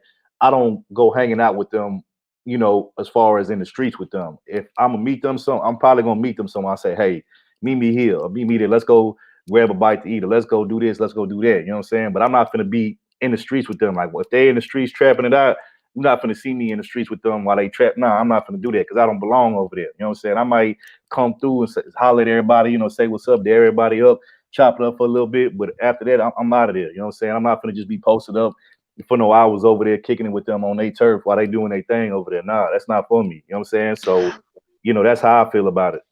Yo, third, and everyone on the panel. Basically, I would say this: a lot of those kids are coming from impoverished situations that they don't have real adults that are mentoring them and teaching them anything about money and how it works and how to invest it and how to keep it or save the money. A lot of these people are seeing this; they're seeing fast money that they've never seen in their entire life. And so when they come from these impoverished neighborhoods and they see these type of situations where they're getting that fast money, the only thing they know how to do is spend it, and that's it. They know nothing about investing. They know nothing about saving. They know nothing about buying real estate and doing this type of thing. Shout out to Legendary Top Cats. Yeah, I'm about to say, man, shout out to my H-Town partner, man. But Legendary Top Cats. H-Town deep in this motherfucker. What's going on, man? But they definitely don't know. They don't know about saving money and all that kind of stuff. They don't think about that kind of stuff. Kenny, we are financial illiterate. Like, we don't know what to do. All we know what to do with money is save it or spend it. Yep. And spend it on foolishness. We tell each other that we're not gonna get money. So when you do get it, you don't even think that it's real. You're not able to be calm enough to think about how to keep that money. So like when we think about the relationship of Black people to money, we think, okay, let's get this because somebody's gonna come take it away from us and we got to spend it, or else we're not gonna like, we don't ever envision ourselves having the money and it's staying with us if we get it the right way. And so even people that do make money the right way and they get the slow money, a lot of times they don't know how to make that money grow. They don't know how to invest it. They don't even think about investing it. So therefore, it goes anyway. So we got to think about like how we look at money as Black people. We look at it as elusive, like we shouldn't have it, like we not gonna ever have it. Mm-hmm. And to be fair, they don't teach this in school neither. They hide this part about how to grow your money. How to be entrepreneurs. They don't really teach that. It starts with us, like Kenny and Topaz said. Family. The people that brought you in this world. They got to teach you that. In my opinion, that's facts. We they get $1,000 and they act like, wow, they really doing something big. It's pretty crazy. But we're too relying on the public school systems to teach the kids, math and how to basic money managing skills and whatnot. When that should be something that should be taught to the kids by their people, by their parents and shit. You know what I'm saying? When they're young, that way when they get to school, high school, whatnot, they could already know how to manage money, you know what I'm saying? And that's one of the major problems. Nobody teaches you how to manage money, you know what I'm saying? They just give you some money and they just say, here, here's money. And because you're not realizing hey, that I could say this, like I'm not gonna lie, sometimes I sit back and I think about, and I'm somebody that's really good with money. Like majority of money that I make, I save the majority of it and I might spend a little bit here and there, but I don't, like usually what I do is I have my months where I'm just saving. And I might have one particular month, a week where I say, okay, you know what? I might, spend a little bit on myself, reward myself for all the hard work and I've been doing all the saving money. So, hey, I'm gonna give me this, I'm gonna give me that, you know what I'm saying? But, that's how I get done. That's my little method. But I'll say this, a lot of times from what I see is that, what happens is that, they get a little bit of money and they don't know how to act with it. You know what I'm saying? And, it's just, it's like they go crazy, you know what I'm saying? And then the next thing you know, they realize like, well, damn, what happened to the money? Well, what happened is you got that adrenaline rush and that high of having however much money you got. And next thing you know, you just blow it all, you know what I'm saying? Not really thinking about it, not, realizing, well, hey, you know what? If I'm gonna spend something, let me spend this and say this, you know what I'm saying? But they don't think about it because let's keep it real. A lot of Black people's self-esteem comes from, very shallow, superficial shit, vanity and stuff like that. We buy, we're very self-conscious and stuff. And so we want to, buy our way to happiness. You know what I'm saying? We want to buy this and buy that thinking that that's going to make us happy. And then when we still ain't happy after getting those things, you realize that it's much deeper than just having money and materialistic things. In order to be truly happy with the money and with the materialism, you have to be happy originally from within. You know what I'm saying? Because if not, because trust me, there's plenty of rich people out here that are depressed, that are you see them, you look like they living their best life, look like everything's going well with them because they got money. It might be driving a nice car, have a nice house, might have a business, but deep down inside, they got a whole bunch of issues, emotionally, mentally and spiritually that they haven't addressed or haven't come to terms with. And the money is just kind of temporarily putting a band-aid on the pain, but it's not going to fully heal it. You know what I'm saying? And so, money's not. I mean, look, money will get you financial freedom, but it won't give you mental or spiritually or emotional freedom. You know what I'm saying? You still have to do other things to get to that type of freedom. And another thing is the mentality, your mentality. Like King Vine, he got all this money. He was showing off on a DJ Academic show, saying, "Oh, this little money ain't nothing, man. I'm getting millions in it." But you still want to live that lifestyle. I would never understand that why you still want to go back, act like you in the gang, all this shit. But you got all this money, you could take your family out the hood, you could live a better life. But for some reason, they got to show that they are really street dudes. Like I just want to, I don't understand it. I mean, I come from the same neighborhood, whatever, same place of, all that street culture, You, but I had to get away from it. I had to. yeah, but you know what, There's Brandon, nothing. is their loyalty is to that gang, man. Even they love a lot of those guys love Well, those get them out the gangs more than gang. they Well, love their this what you own do. family. Get them out and do start a business on some other, something legal. Get some legal You would money. think, Clean it. yeah, you would think, Yeah, but a lot you of know them, what I'm saying? yep, but a lot of them love those gangs more than their own family because a lot of the family don't have any love for them. So a lot of those gangs show them at least fake love, more than what more than what their family shows them. So they feel like they're And actually in the family with those gang members. it's like some of them just don't want to do something that don't make them so comfortable. Like they so Right. comfortable doing that same stuff. They're in the streets all day smoking weed. They just don't want to Mm-hmm. see better things like buying houses, selling houses, doing something better. They just want to still live that struggle life for some reason. And it's people, it's men and women that's 40 years old still in the project, still want to live off the welfare system. So it's like, Yeah, I never understood that. I had to go. Like, I was like, this is not what life is supposed to be like. This is too many daily worries for me. Like, why we, yeah. I don't get it. I never understood the lack of motivation. Yeah, you can feel downtrodden. Yeah, you can feel like it's hopeless. But if you see hope in younger kids, then why would you like another thing that happens in those impoverished neighborhoods is that the older people like kill. They kill the hope and the motivation in the younger kids. And I Hmm. get why, I get all of the different reasons of how that developed. But the thing is, if you want to know why your life ain't getting no better, that's why. We don't And look the at pro, the I'm sorry to actual say this, consequence of the I'm sorry behavior. to say this. Pro blacks do that too. They'll tell people, "Oh, that's the white man's degree. That's the white man's school. You ain't got no Right. business And if doing you give that." me one and I can negotiate this degree for money, what you mad about? Like, what difference does it make? Thank you. I'm getting And this that's money. why Like, that's everybody why so I don't feel like my money is for all of us because you wasn't with me shooting in the gym. So now my money is my money. Since you claim that it's so bad for me to get yeah. this money, I'm gonna get this money and I'm gonna keep it. Don't worry about it. I'm not gonna taint your life with my money. So don't worry about it. Mm-hmm. Mm-hmm. That's real talk. Like if I got an opportunity to help somebody, I'm definitely will. Sister, brother, whatever I could do, most Right. definitely. But I'm not finna babysit you. If you want to live that lifestyle, that's on you. Go ahead, man. Hold on, y'all. Welcome to the panel, What's Rashid. good, How are Chief, you? bro?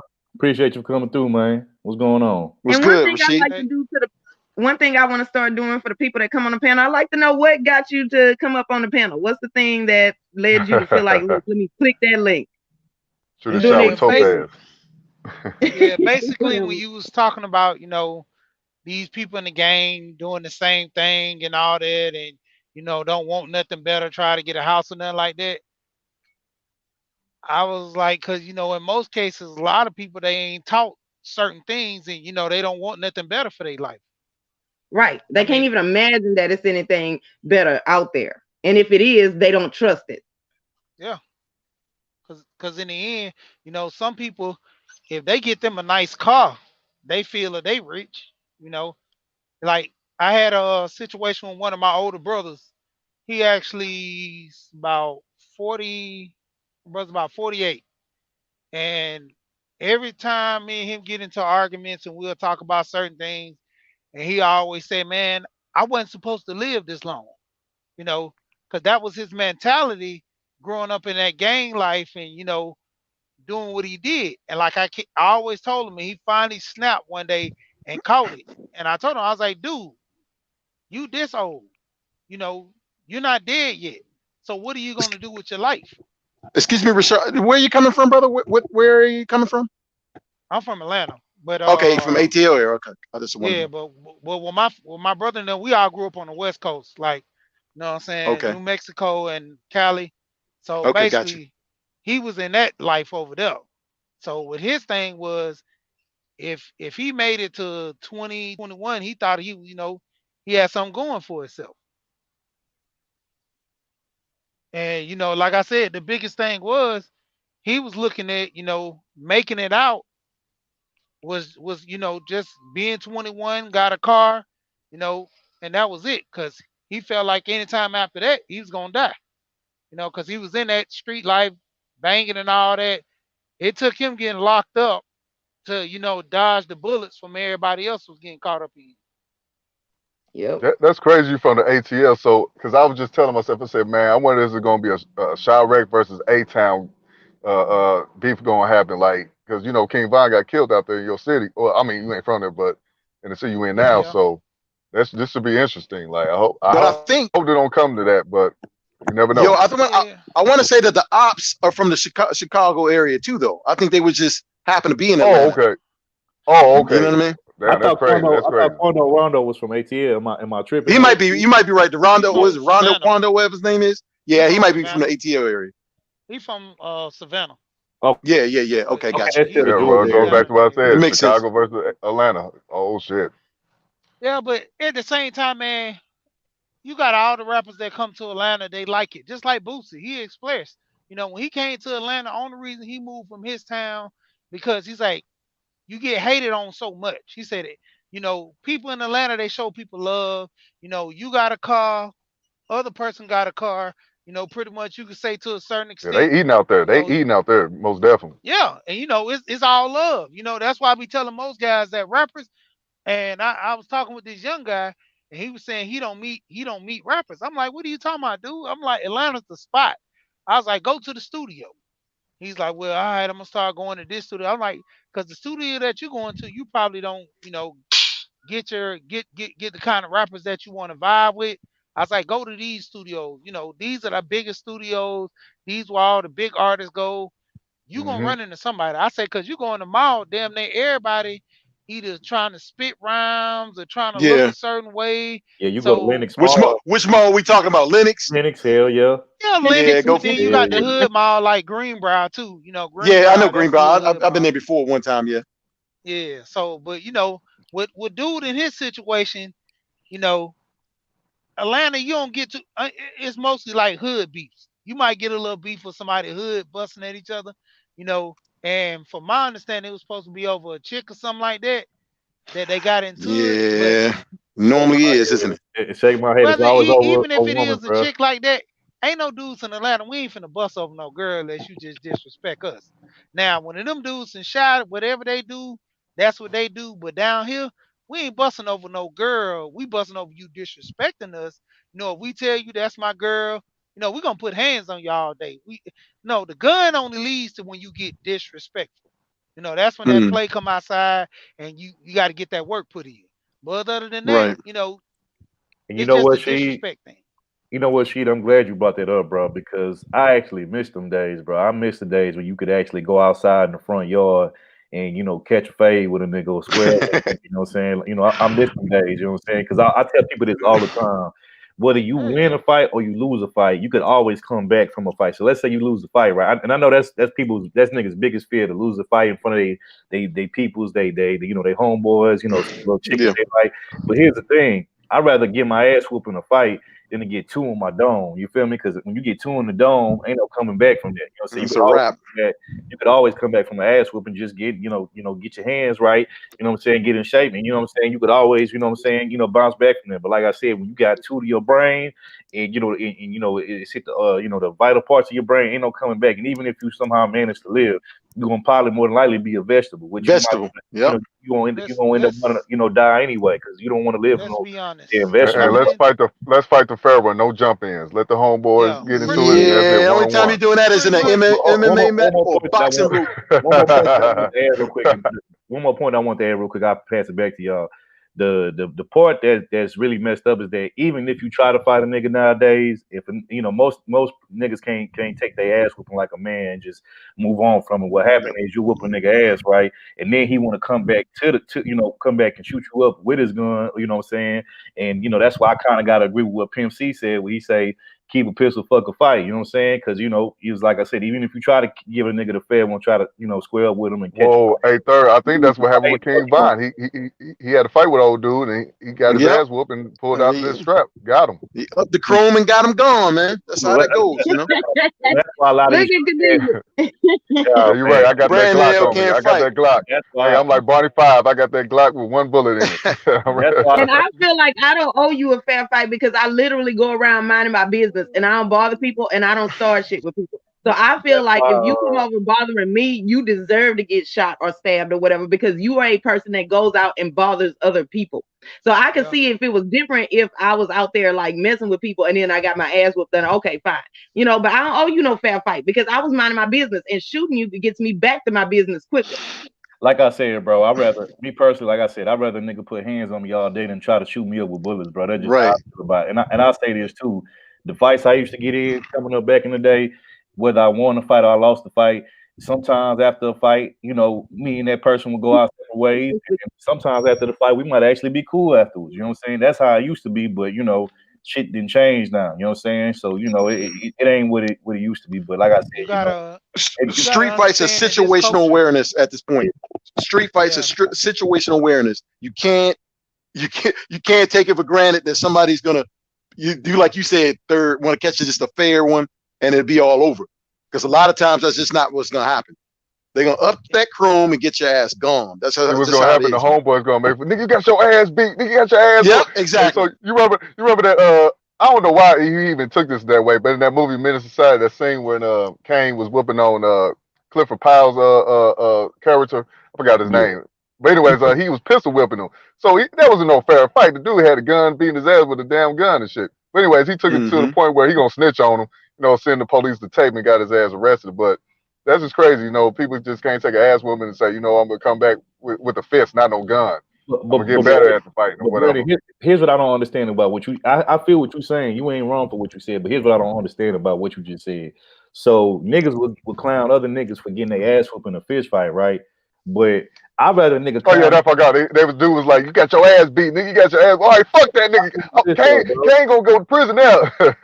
My thing is this though, bro. I let a nigga clown me all day if I lose a fight, right? Well, guess what? I still got my life, bro, and I still can bounce Exactly. that In shit. freedom. What's a What nigga? my man was saying from the What, other side, he had something he was saying. Gonna say. Once no, once a nigga kill me, bro, that's it. And then guess what? All the thing y'all niggas gonna do is probably wear a t-shirt with my name on it, talking about some RIP. But like Brandon was saying, Yeah, fuck like that. Brandon was saying earlier, you niggas ain't finna look out for my family. You ain't finna help pay their bills and nothing. You ain't finna do nothing for my peoples, bro, while I'm gone. And I doubt you put any money on my funeral, bro. So it's like, nigga, Exactly. I don't give a fuck if you laugh at me because I lost a fight. At least I still got my life, bro. Like hell And no. you know what else get dudes killed too? Like Khadijah asked me for $60. Guess what I said? I said no. Niggas get mad when you say no. Like, what you mean no, nigga? We supposed to be brothers. We supposed woo, woo, woo. They want to come at me with a gun because I said no. Come on, you best to be coming up with my money or else. And here's a Yeah. fact about Brandon. Usually when you tell somebody no, that's usually the first time you tell them no. You might have told them 100 times before, yes, yes, yes, 100 times. But the one time that you tell them no, it's like you never said yes to them, never before. That's the You get first. the smoke. Now, They what's my forget all man about saying? the shit you I want to helped them make with. sure. I want to make sure we Yeah, hear you his got a point. sheet. Yeah, you got a sheet, bro. yeah, You but got it. now I was gonna say, in most cases, you gotta understand right now, these dudes, like back in the day, we had men in our family, we had our dads, we had uncles. These guys ain't got no men or nobody just in general of that type of caliber raising them. So they don't know how to fight, because back in those days when the crack era came, it took all the men out the community. So these guys grew up with the intent of this coward mentality of picking a gun because you can't fight. And what's the best way to handle something? Is getting a weapon. And a weapon to slow somebody down faster than a knife and than a bat. You know, it was always the bat. Then it went from the bat to the knife, and you Sticks, know, still sticks and people get up. stones. You know, Oh, you can stab somebody with a knife, and they'll still beat you up. You can hit somebody with a bat, and they can come back and still beat you down. don't But forget them that brass gun, knuckles. You forgot the yeah, brass brass knuckles. too. Yeah, but that gun, Or what they be doing in the that East play you Coast? down. I won't say Khadijah. Kenny Konjo. What they be doing on East Coast with the razor in their Hey, it's mouth the under banger their all tongue? day. It's the banger all day. It ain't nothing But but they the also banger got or the that machete. razor. They got They got that razor on their yeah, tongue. they ox you up too. Yeah, they ox you up with the razor. But it's mostly like you said, it's the heat, man. It's the heat, Hmm. or you know, it depends on the Latin dudes. They'll if they want to get that up close and personal violence on you, they'll use your machete or something and chop you with My that. first But time ever seen that was in the movie Above the Rim when Tupac pulled that razor out of his mouth and sliced old dude neck oh and yeah, shit. That oh that yeah, was my first time that's what you seeing call that. oxing you up with the razor. Yep. Yeah, exactly. Hey, I wanted to make a point to what she was saying when he was talking about a lot of these youngsters nowadays not growing up with any kind of male figures in their home, which is facts. People that know this about me. You know, I lost my father at an early age to the penitentiary. You know what I'm saying? Now he's out now, he's still living, but as far as you know, he had to do some heavy time. When I turned like maybe 6 years old, he had to go away and do a long bid. But you know, I thank God that you know I had my I grandfather and gotta I make had sure my we ain't brothers because I got the same situation. yeah. But I thank God every day that I had my grandfather and I had my uncles. You know, because I grew up in kind of one of those homes where, like, you know, we had a big home. You know, I didn't grow up in the projects, and I'm not down on nobody who did, but I grew up in the hood. And you know, my grandparents owned their home in the hood, and they had a big home where, you know, in the backyard they had like a little smaller house where you know the rest of you know my relatives and shit lived, like my aunts and uncles. So it was kind of like we had all one big family living in one home, you know what I'm saying? And so like I said, I thank God that I had, you know, my grandfather and my uncles that was like, you know, being a substitute male figure in my life, you know what I'm saying? You know, when my pops got jammed up and stuff, because you know, they was able to kind of, like I said, fill in that spot or that role, you know what I'm saying? And I thank God that I had them because they kind of taught me how to be a man and how to operate as a man, you know what I'm saying? But you know, sad to say, you know, a lot of these youngsters nowadays they don't have a father figure in the home for whatever reason. A lot of them just don't have no father figures in the home, and you know when you only getting one point of view from one parent, which is not you know more likely your mother. You know what I'm saying? You know you miss out on certain key masculine things that you need as a man. You know what I'm saying? Because you're only learning one perspective from one side of your family. You know what I'm saying? So I think that's kind of what the problem is. You know what I'm saying? So you know, sad to say, but again, you know, when you aren't being raised by men or a man, you don't have that kind of substitute man figure in your life. Mm-hmm. You kind of tend to look at things more from a woman's perspective, and you know, then from a more just well balanced perspective. You know what I'm saying? And so I think that's the major issue right there. And let's keep it a buck, man. A lot of them kids, or a lot of them youth, man, they come from homes, even if they do have one parent there, that parent's irresponsible too. They're careless and thinking about other things, not thinking about the Yeah, raising of their children. So yeah, that's they the be thing you got to keep in mind. yeah, they be negligent. They don't be in their kids' life like that, or you know, their kids practically be raising themselves and shit. You know what I'm saying? And so, you know, nah, you telling facts, Kenny. You So telling those gangs are Especially with where it's at. the girls, like they gotta raise their siblings, and while mama out there in the streets or whatever she doing, Being and an ancient mom, a exactly. lot of girls gotta be the mama in the house, just like they say the boys gotta be the man in the house. Some little girls gotta be the woman in the house, which is Hmm. sad situations, man. Hold, But one more hold thing on, before we y'all. I move just want on. to shout this out.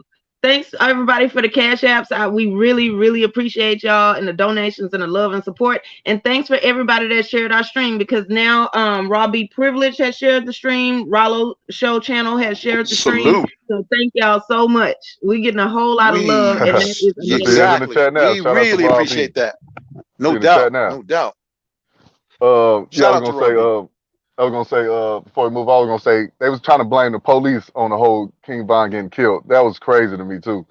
You know, because I saw the video, the surveillance camera before they came out with that. I was like, how the hell? Ain't no police out there killing nobody. Now, don't get me wrong. I mean, police do be on some fuck shit, but this situation, now it was a brother that killed another brother. Bottom line, and they try to blame it on 12.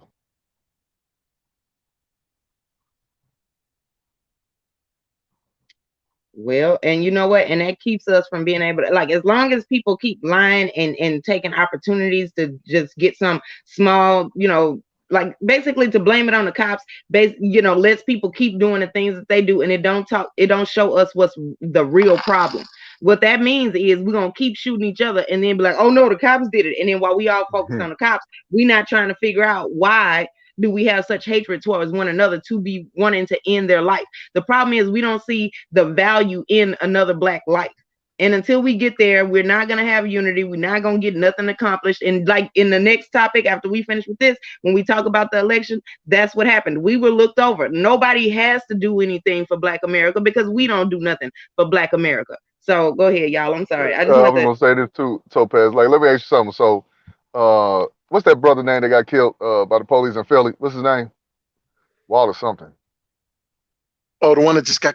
Oh man, how Yeah, can we I know forget he's this talking guy's about name? his last name. But I know. anyways, We just saw it it though. was Yeah, crazy. It's recently. crazy how we say we don't like the cops, fuck the cops, but we the main ones calling the cops on each other, and then we get mad when they come out here and try to do something, try to break up the situation, and they end up killing the brother.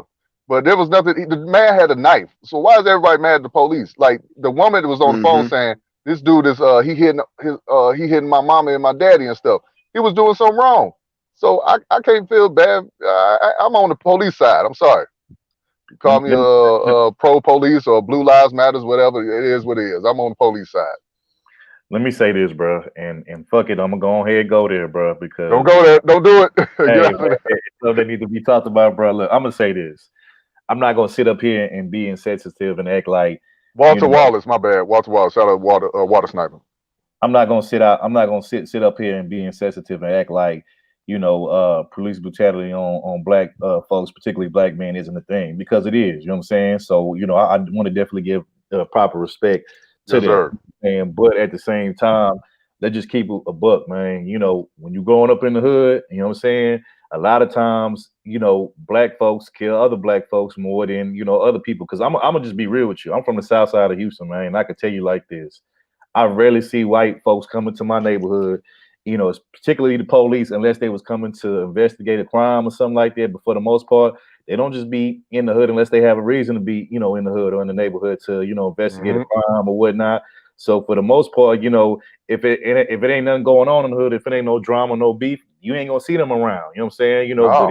But if it's some bullshit going down, some bullets flying and people getting hurt or murdered or whatnot, then yeah, you're gonna see them there because that's their job. You know what I'm saying? And I say this, again, the people that I've seen, or that that I know of that got, murked in the streets and stuff like that, they got murked by somebody that looked just like them, not by no white man, not by no Asian, Hispanic man, none of that. You know what I'm saying? So again, we got to stop acting like, we got to stop turning a blind eye to when we do our people a certain way just because it's us, but when other people do something to us, we like, oh, we want to get all mad about it. Nah, we got to clean out our own motherfucking closet first. You know what I'm saying? We got to deal with Yeah. our own internal problems and issues before we can even address anybody else. You know what I'm saying? Facts. Because if we It's don't, then hey, it's gonna be more or less, more the same. You know what I'm saying? So that's just how I feel about it. But yeah. but when That's you say that, they saying you giving the police an excuse to kill us, though. When you say that, yeah. you're But in justifying the most ca- death of non-blacks killing us because you bring up the fact that we killing each other more than other people are killing us.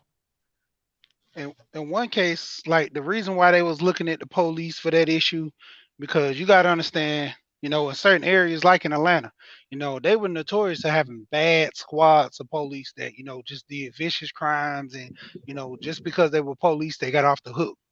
Like if you actually from Atlanta, you know about the Red Dog Squad. Yeah, I was about These to say that. She speak on. I've heard about these so-called police gangs like the Red Dogs and stuff like that. Like, speak on that more, because I've heard about that, and I don't really know too much except for what I've the surface shit that I've heard. But yeah, speak on that, bro. Now pretty much these were like military tactic guys. These guys were either in the military or had some type of branch, to the point where they took their job literally as like anybody on the street was enemy of the state. They would come with brute force, no kind of remorse. They don't had it to where they don't sit there chase. I'm talking about these guys, damn near you look at them as ex football players. I done seen a police run down a guy from almost a quarter down the street. He look him in the eye.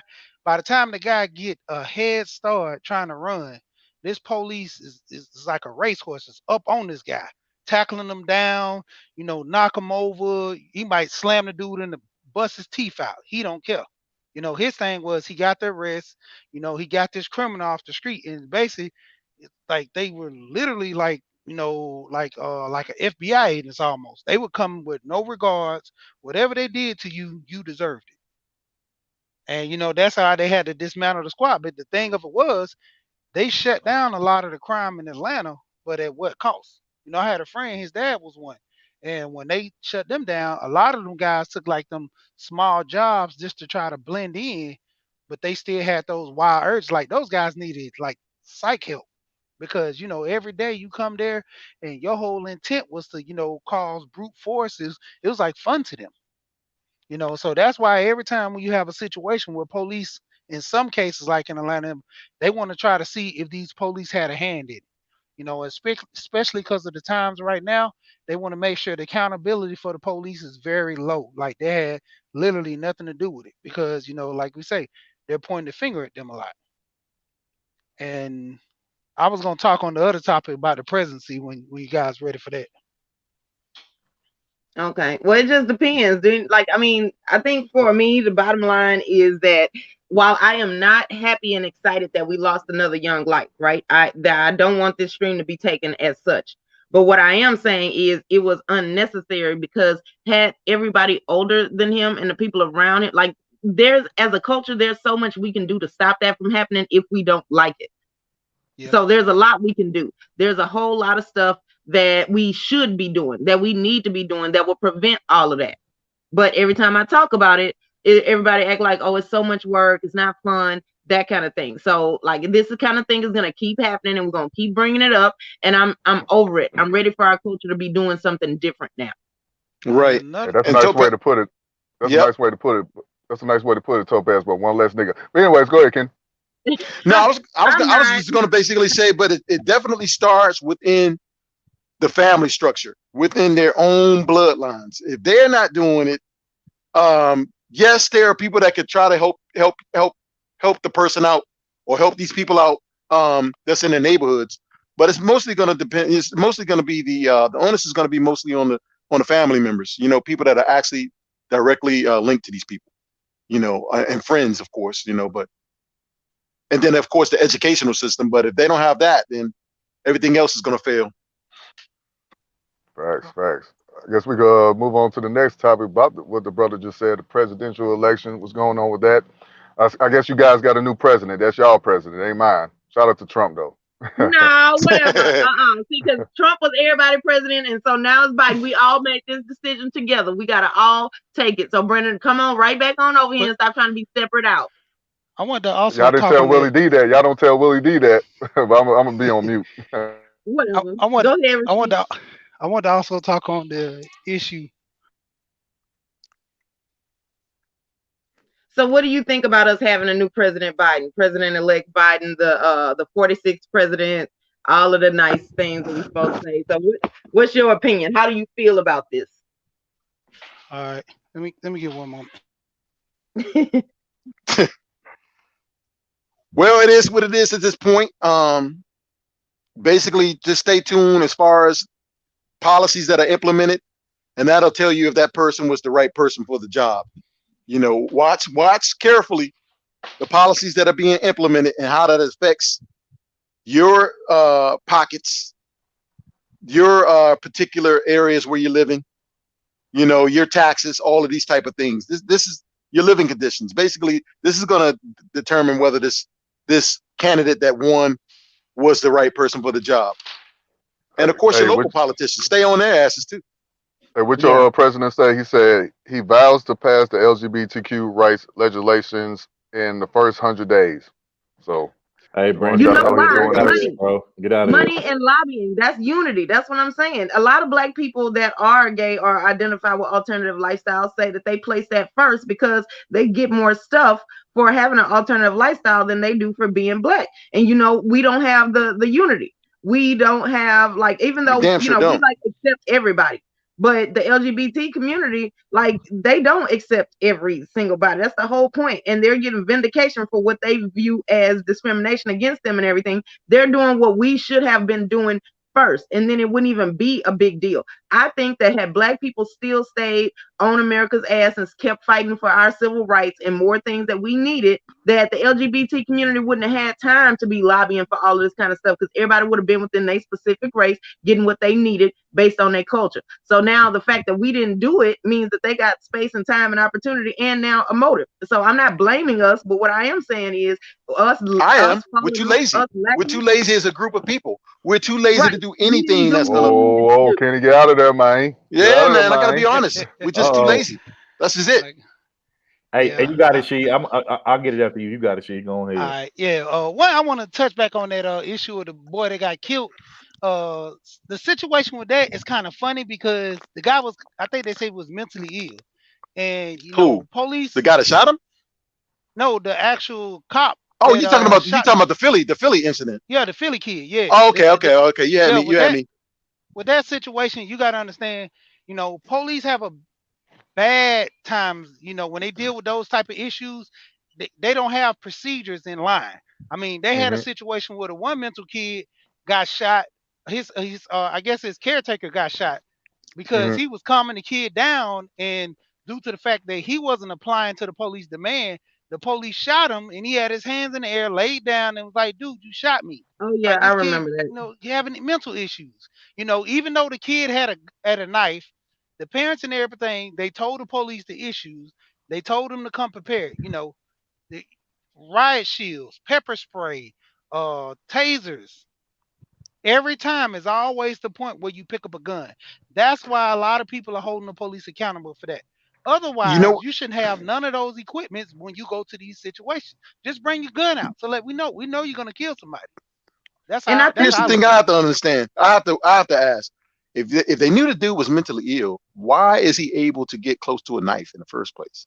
Why are they not watching this person? Why do young kids burn themselves over the stove? I think the guy had autism. So what that means is, like, you never know what they have or what they, like, the whole point of autism is that they retreat. Yeah, they retreat within their own world. So you can't Hence ever is why they should be monitored better.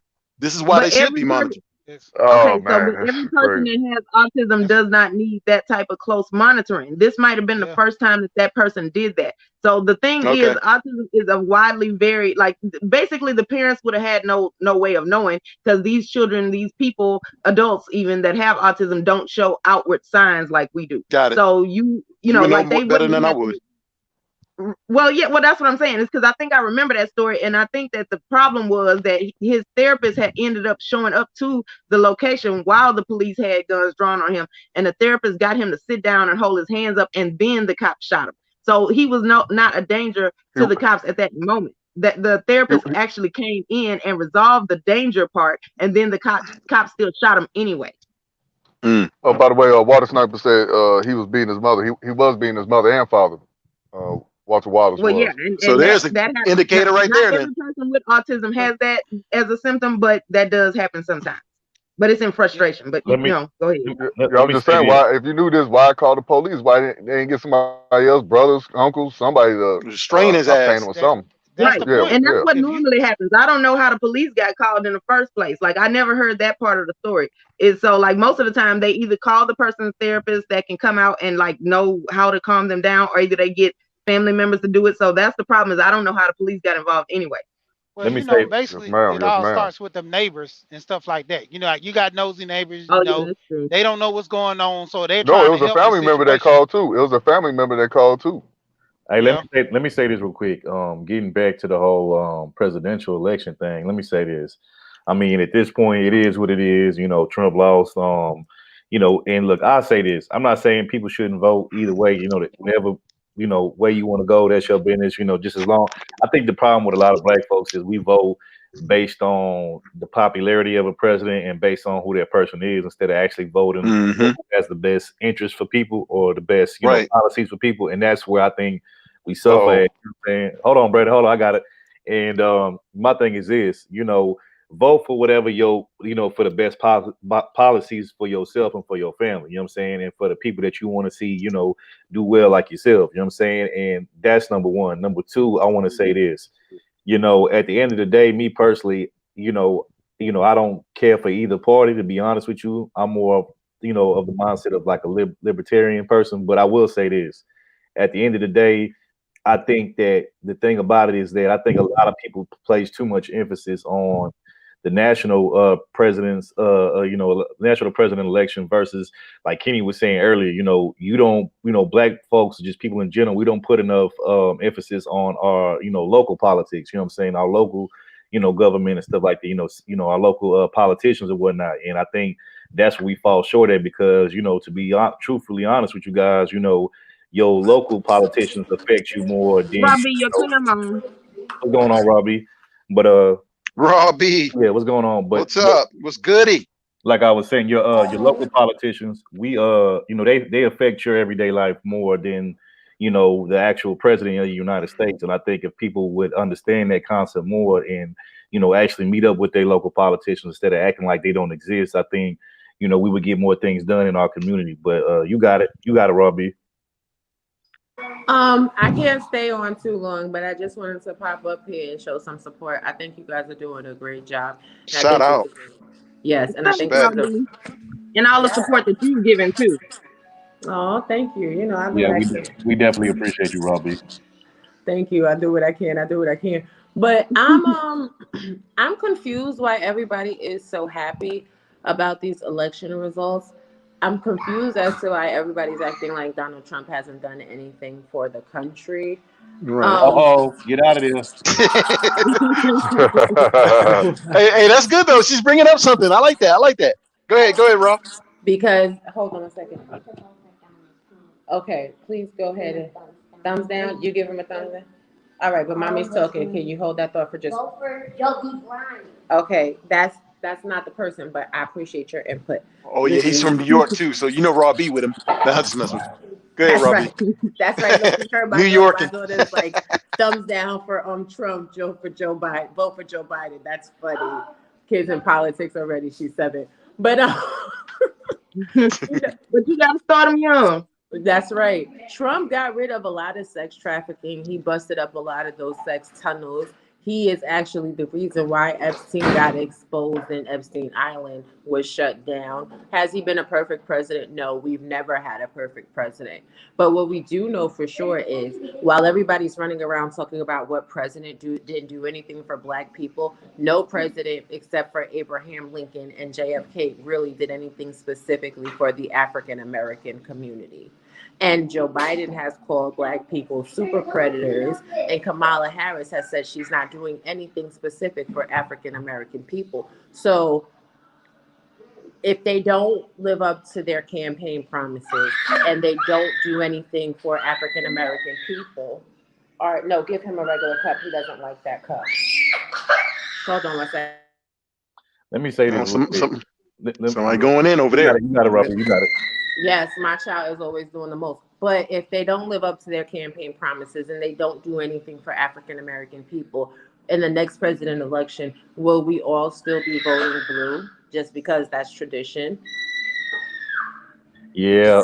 A lot of us black folks, a lot of us vote. A lot of us don't even know why we vote a certain way. And what it truthfully, honestly is that we vote a certain way because our parents or our family vote a certain way, not realizing that, when you just vote a certain way because yes, what your parents vote, but you're not actually looking at the fine details and the fine print of what somebody is trying to offer you as a president. That's what hurts you, as a person and just as a people. Period. You know what I'm saying? And I think another thing that gets overlooked, like I said, I don't care about either party, but I will say this: people act like or seem to overlook the fact that when Trump was in office, he gave a lot of money out to HBCUs, but that never got mentioned or brought up. You know what I'm saying? And then if we talking the whole Joe Biden thing, I mean, he was the one that was responsible for the crime bill back in the day that got a lot of, brothers locked up in jail. Now, I'm not saying he was responsible because they still did the crime and all that shit.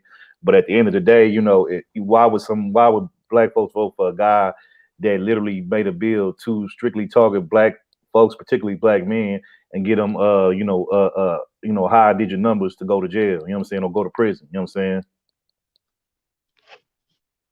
Well, that's true. And this is the thing. When Trump was elected, my only problem with Trump was the fact that he did not have a career in politics. And while I get that that might have been, some people would have liked that idea, I personally think that it is necessary for people to know the history of the wars and the alliances and all of that kind of stuff. And so for me, the only thing that he was messing up in his Lord, in his presidency was his relationships with other people, with other countries. You can't go around just like antagonizing people in other countries, saying stuff that is, offensive and disrespectful and stuff. You can't do that. Right now, the things that he did here, I think he did a good job. Right. And he wanted to be president. That's fine. But when it came to him leaving the country, and then he doesn't listen to the experts in the field. There are people that advise him for a reason. And his attitude always has been, before he became the president, was that nobody could tell him what to do. So I just felt like he needed to just be a little bit more humble and like, know that this is your first time. You've done, all of this stuff in business, but you have never been a politician. Like, calm down a little bit. Learn this first for your first term, and then the second term you could act up. Like Rob B said, no president is perfect. But I gotta say this, he ain't no push around like Obama was. He let everybody run him over. Everybody tell him what to do. Trump wasn't having that. He said it's going my way or the highway. And I think we need somebody like that in our but it gotta be balanced though. Wasn't nobody trying to run Trump over. They was just telling him, like, you can't do this kind of stuff. Like, no, he need to have balance. Yeah, I agree. Don't be a pushover. Absolutely not. But also listen to the people that are in certain positions for a reason. So that's the only thing that I have wrong. Like, I found wrong with his presidency. Like, you're definitely right about, like, he could have set off wars. He could have started anything with China. Yeah. You know what I'm saying? What the stuff he be saying. So other countries didn't take him seriously. That's the only thing that saved us. Because if had they believed the stuff that Trump was saying, somebody would have came over here and definitely bombed us. But like, they didn't, because they didn't take him seriously. So that is a blessing. But I think he just needs to pipe down a little bit. I'm gonna go ahead, y'all. I'm sorry, I just had to jump in. I will say this one historical thing right quick. There is an historical thing that was just made today with this created. The first lady vice president. Kamala Harris is indeed the first female vice president. So that is some history there. But that's it. That's it. So Kenny, who want to place to the feminists? Who want to place who want to put their money down on the table and place their bets that Joe don't get to make it through the whole presidency and Kamala Harris become the first female president in the United States and black one at that. So who want to put their money down? Ooh, exactly. That's a good one. That's a good bet, third. Hey. But wait, and then Pelosi is going to be her vice president. Go ahead, Robbie. I said, and then Pelosi is going to be her vice president because Pelosi is the Speaker of the House. So then we will have 2 women in the executive branch of office. Oh, that would be crazy. It's over for heterosexual men. It's over. You're not talking about the same Nancy Pelosi that was trolling black folks with the whole dashikis and shit, right? The ones, Yeah, the same one. Yes, the same one. Oh, no. Wakanda and everything over there. Hey, we might have to delve into that a little bit more on another stream. Have to, to come up with ideas and how we think that he might not make it through the, next presidency. Well, wait, but I think he'll make it through the first 4 years and then get reelected and then do 2 years. You think so? Then that way. I think he will. I think he'll make it through the first 4 years because he ain't gonna really be doing much. But like, I really do think that he's gonna keep going with all of the stuff that him and Obama wanted to put together. Like, his presidency is already lined out for him what he's getting ready to do. Ed said Biden will step down just to make it happen for Kamala. I wouldn't be surprised. And don't y'all forget that Kamala Harris was actually running against Joe Biden in the primaries. Now, Joe Biden is 77 years old, and they keep calling him Sleepy Joe because they have this, fear that he's coming down with dementia. But I also heard somewhere, and I'm actually going to look into it, that there's a grand jury inquiry into Joe Biden on his behavior, and I think it has to do with sexual activities. So if he gets indicted for sex crimes, he's not going to be the president anymore. Oh, yeah, he's done for. You're right. Yep. Hey, I've said this before, and I'm going to say it again. If the Grim Reaper had flesh on his skin, then guess what? He would look just like Joe Biden. Wait. Kenny, you messed up, dude. Actually, she's the first black female president, Oh man, vice hey, get president. out of there, Brandon. Black and Wait. Native American. Get out of there. She's not black, Scott, man. go tell your sisters that she ain't black. Go tell them. Don't Hey, tell in the us. words of my boy, when the words of my boy Kane, get to the chopper. Yeah, Get to the exactly. chopper. Man, this is a black woman. I'm sorry. This is a But black woman. She is Go you ahead, Indian. know, Kenny. My bad. Robbie made a good point with that about the whole sexual crime. You know, if they catch him with that, because I don't care who you are. Look at all these people with money that got caught in these sex, crimes or whatever. These sex scandals. I mean, you had all these Hollywood producers. You had Bill Cosby. All these people have a lot of money too. That one guy that committed suicide. That was, you know what I mean. So but Trump why was telling would people Joe to grab Biden be women any by the different? crotch. What Because happened? Trump was telling people to grab women by the crotch, and he stayed the president. They don't care. Like, let's They were just doing be that real. before Trump, though. Hey, they were doing that before Trump Exactly. told them to do that, though. Exactly. That's not something that gets you not the president. Like nobody has ever gotten kicked out or stopped being a president because you took some women that you wasn't supposed to have. No one cares. They don't. As progressive as America says it is, it's not really when it comes to that. So that is not something that will keep him out of the presidency. Look at Monica Lewinsky. Yeah. Clinton had a whole extra woman just in the White House ready. And then Marilyn Monroe. Come on now. What is Khadijah saying? Something down there, the manosphere. What is she talking about? Man, I'm gonna delete that. The manosphere says people grab women by the crotch. I'm not. Hey, let me say this. What Taylor Scott said about Kamala Harris. Hey man, she's a Nubian queen like my sister Topaz. No, she's not. No, see, first of all, no. All right, because my black is better. No, absolutely not. I'm unambiguously black, and let's just say that there's gonna be a stream about why we gotta accept everything just because somebody put the word black on it. One drop. No, we're not accepting that no more. All right. She didn't even know that Phife Dawg was dead. She didn't even know that Phife Dawg was deceased. Talking about that was her favorite rapper. She didn't even know he was deceased. So that right there tells you about her. Who you say, Kenny? You remember Phife Dawg from Tribe Called Quest? Yeah, sir. She was claiming that was like her favorite. Like, favorite, that's my rapper. Wait, she said Tupac was the best rapper alive. She said she used to listen to him and smoke weed while she was in college. And I mean, she's like 2 decades older than Tupac. So how the heck? 2 decades. Allegedly, right, Taylor Scott. Allegedly, Taylor Scott. Anyways, Kamala's black. Our sisters claim it, so ain't nothing we can do. Just like y'all see Brandon trolling me, right? I was minding my business.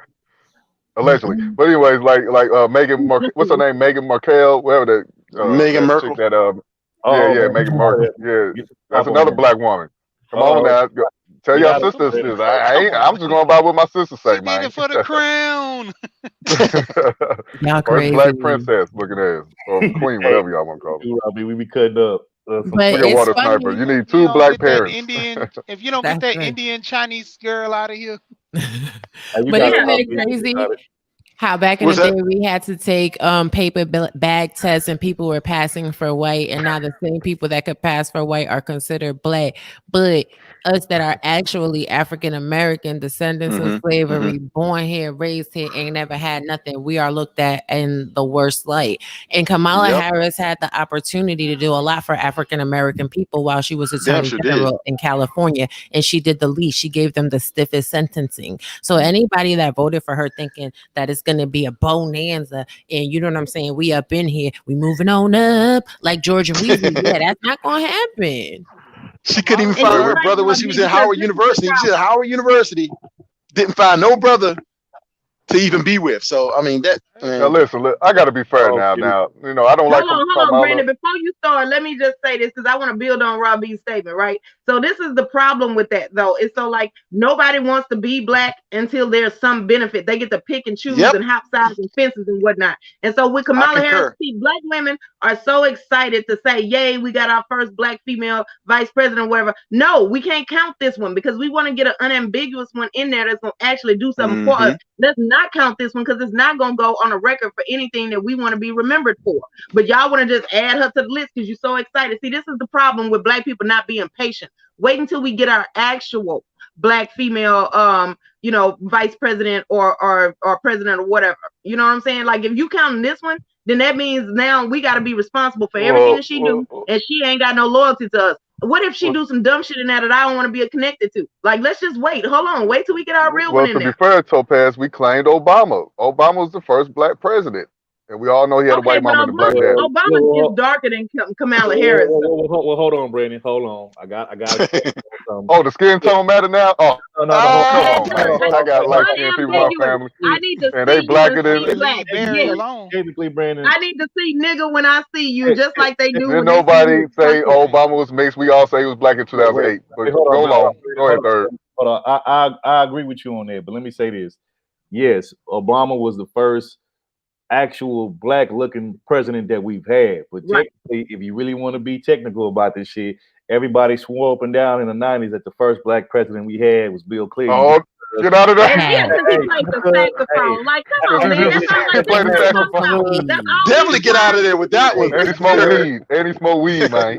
On the Arsenio Hall show, too, at that. Yeah, just because he went on the Arsenio Hall show and played the hell out of the saxophone, had motherfuckers going crazy and all this stuff. So technically, it would be Bill Clinton, but I get what you're saying, Brandon. Let me say this just to go to Topaz's point and go to Brandon's point. Shout out to the great Paul Mooney. To quote him, he said this. He said, "Everybody want to be a nigga, but don't nobody want to be a nigga." So shout out to Paul Mooney on that. Right. Yeah, I like Paul Mooney. And Joe Biden pulled the same move that Bill Clinton did, because what did he do? He went and he sat up with Cardi B right after she released WAP, biggest song in the country, and that secured a major portion of the black vote. But what I want Democrats to remember too is he used WAP and get your booty to the polls don't get the vote. Everybody get on. You know how embarrassing that is? I'm from Atlanta, and everybody that strip club culture, man, they just used it to. It was crazy. Yeah, but it goes to show you how easily persuaded black people are to do stuff. You know what I mean? This kind of stuff. And here's the most disrespectful part about that. You would think, get me wrong, I'm not big on these celebrities being spokesperson for these politicians and whatnot. Now I get why they do it, but I'm not big on it. But you would think that instead of getting somebody like a Cardi B, they would get actually like an actual black woman, with a certain type of skin tone. But they get Cardi B, and this is the same chick they said on the damn TV show. I think it was a Love and Hip Hop or some shit. She said something about dark-skinned black women looking like burnt roaches or something like that. And what's crazy is that, hey, sister, still to this day, be bumping Cardi B listening to her. But I'm gonna get out of there though, bro. I'm gonna go. At least Donald Trump. I don't like Lil Wayne like that, but Lil Wayne's a black man, so I'm salute to Trump. And he talked to Ice Cube and all that. So I don't know why we didn't vote for Trump, but it is what it is. And how many people that were African American did he give clemency to and get them out of jail? Something that no other president in history has done. It was a brother gave out his testimony. He said, Trump got me out. So, thank you, Donald Trump, for getting me out of prison. I get to be with my family. He was with his son, so that was a beautiful thing. But I guess we overlooked it. And the lady that was running for, she was the one that was involved in Tommy Sotomayor, the one that was that one. Get out of there, Kenny. You didn't have to say that. I'm just saying. Or at least he accused her of that. You could have said the lady that was on Breakfast Club. that one. You know what? I ain't gonna even get that to you with you. That's the conversation for another day. But nah, y'all talking about Angela Stanton, the chick that was supposed to be running for, I think, what was put a name on it. Put a name on it. Yeah, her. She was supposed to be running in Georgia. She was supposed to be running in Georgia. So I think she's from Atlanta, if I'm not mistaken. So yeah, she's from yep. Yeah, and matter of fact, she the one I think that went on the Breakfast Club and had DJ Envy, Charlamagne, and Angela Yee all in their feelings and stuff because she was roasting them. But then she took a big L for that Tommy thing, bro. So yeah, Kenny, you ain't shit for that, but yeah, that's true. So okay, so this is he mentioned Angela Stanton lost real bad too in Georgia. She lost real bad. Yep. To Nikema and that's what I was getting ready to say too, Water Sniper. But go ahead, Robbie. You're right. Finish that because I'm gonna talk about what Water Sniper is saying right now too. Okay, yes, and I'm sorry. I'm over here trying to navigate the kids and y'all, so I apologize if it sounds like I'm cutting anybody off.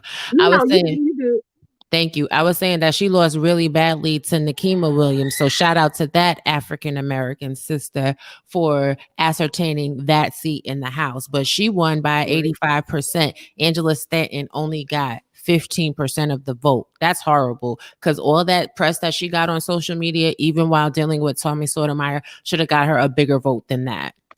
But look what she did with that press, though. She turned it into a sex scandal because, like, deep down inside, that's just always her attitude, right? She went to prison and said she changed her life, but came out and did the same dumb, goofy shit that she probably got locked up for. So, I mean, to be honest with you, I'm glad that Atlanta picked the other black woman that wasn't doing all of that nonsense. On the next episode, I agree with that. Politics. Did Angela Stanton fuck up by sleeping with Tommy? Find out on the next episode. Looking at. Wait a minute, she didn't even get to sleep with him. No, I know. I'm just I'm just fucking around. But yeah, I get what you're Look at the lady. She didn't even sleep with her. In the end, most of those people, they stuck to the issue. When you do the most for the D and don't even get the D, like, you need to then just have all the seats in your nearest stadium. The crazy part is she's married. In Atlanta, not to say everybody do this, but they do the swinging and the swinging couples. So ain't no telling if the husband's okay with it. You never know. Yeah, you can't talk about that. Get out of there, man. That's some secret, low key stuff. You gotta keep that a secret, bro. They don't like it when you be talking to her about that. They ain't Atlanta, man. Yeah, that's some South Foods and stuff. You gotta go on the outskirts of Atlanta. That's where they do that at, man. Hell no. They do that everywhere. They don't just do that in Atlanta. You got a whole bunch of people all over the world that's married and think it's okay to be dipping it and doing it and spreading it wide and having kids everywhere. Robbie, get out of there. Yeah, let me get on out of there. Let me back out of it. Get out of there, South City. That negates marriage, in my opinion. That is not what marriage is supposed to be. So are we saying that show that they used to have on, I don't know if they still have it on or not, but are we saying that show that used to be on TV called Wife Swap, that shit actually happens in real life, that it's not just a TV show?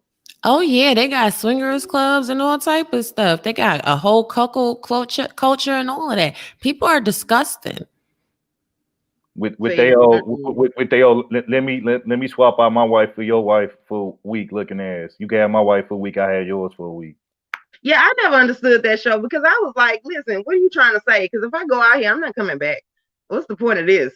That just don't make no damn sense.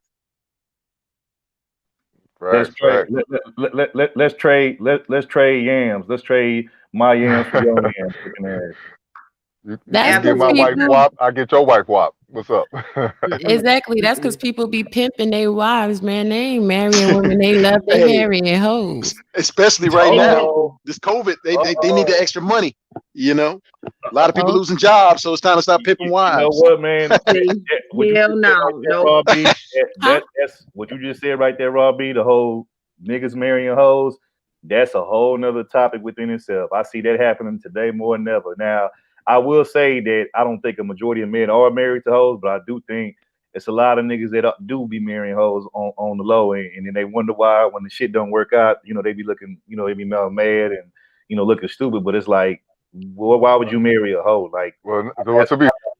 Bruh, but come on now. They know they marrying hoes because they be treating them like hoes in the relationship. Oh, baby, I need a PlayStation 5. Oh, baby, I need some new kicks. Oh, baby, I need you to pay for this. Oh, baby, I need you to pay for that. These dudes be marrying women that are easily manipulated. And they got the idea from Indecent Proposal. Indecent Proposal set the stage for what's going on right now. Lies, Taylor. Yeah, a lot of dudes okay with their wives being on OnlyFans.com too, making money on that.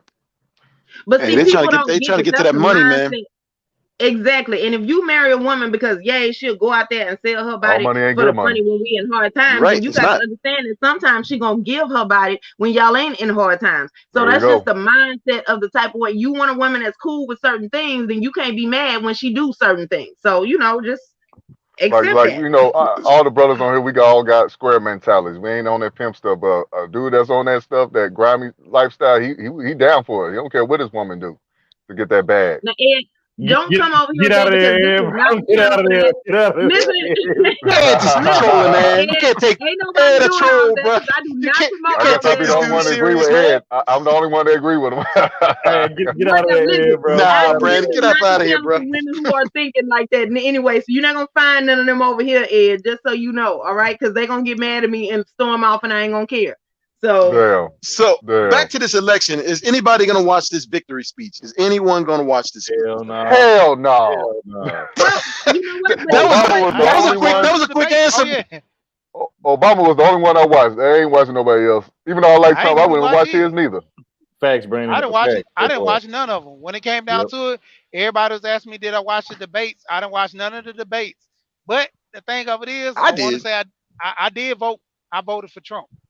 I Okay. watched the debates for the show, to be But honest with you. If it wasn't for the show, I my wouldn't do it. my thing, the reason why I voted for Trump, because like I said, you had a lot of foolish men out here, you know, voting with no purpose. You know, they Right. voted I got because you. of they voted because other people said to vote. You know, a lot of people didn't have no stand in the matter. You know, they don't know what But they but were voting but for. she, don't you You know, realize? Don't you realize that's the majority of black folks that vote? We vote. Like I said, we vote based yeah, off of who's the most Real popular, talk, third. who's the most yeah, popular Real candidate. talk. And yeah, man. also who the media and our family tells us to vote for. That's why we vote. Like I said, we don't actually look at policies Policies. Yep. and none of that type of shit. We just look at, okay, well, who's the most popular person, that's a candidate right now. That, I mean, look, I hate to say this. Look, I'm gonna be honest. When I voted for Obama back, when he was voting and stuff like that, when he was, running for presidency, I'm gonna be honest. At that time, I was still kind of, I wasn't fully woke in. I wasn't up on a lot of things, and I voted for him because he was black, number one, but number two, he was the popular guy. You know what I'm saying? At the time, you know what I'm saying? Not really understanding policies or whatnot at the time. But and it is what it is. I think a lot of people that voted for Obama, they voted for him number one because he was black. And we wanted to see a quote unquote first black president. And number two, a lot of people voted for him because he was the popular candidate. And I could say the ladies voted for him because they thought he was good looking. That's whack. Shit. That's whack. Jeezy had that song wrote before Obama even got Oh president. man, that song I He was had that bumping that song every ready to day. go, man. That He had that one I had ready that to go. Say this motherfucker too. bumping every day, man. Let me say this too. Let me say this too. To all the dudes out here, all the people out here that think ain't no such thing as that mouthpiece isn't relevant. Hey, Obama as a president had one of the sharpest mouthpieces ever, and Yeah. that's why he was able to slick talk his way into the office. And then when he left, hey, baby, it was what it was. So I don't want to hear that mouthpiece isn't real because it is. Man, the memes with him with the haircut with the three like Charlie Blake. Yep. So I guess we're about ready to wrap this up, huh, Topaz? Yeah, get some closing Yeah, thoughts yeah. in. Thank y'all for a wonderful 2 hours. We didn't think it was gonna go for 2 hours, but there was a lot to say. So, but join us back here next week, and yeah, we'll finish up. We'll have more things to say. We Yeah, got some we more things that we appreciate need y'all to everybody know. for coming through. So she and Yeah. Robbie, Some if y'all final want thoughts to then. give your final Yeah, thoughts. You final want to go thoughts. first, Yeah. Robbie? You can. I just want to say, if y'all want to ever invite me, I'm gonna put my email in the private chat so that you can send me. I'll come up and support y'all and hang out with y'all because this was fun.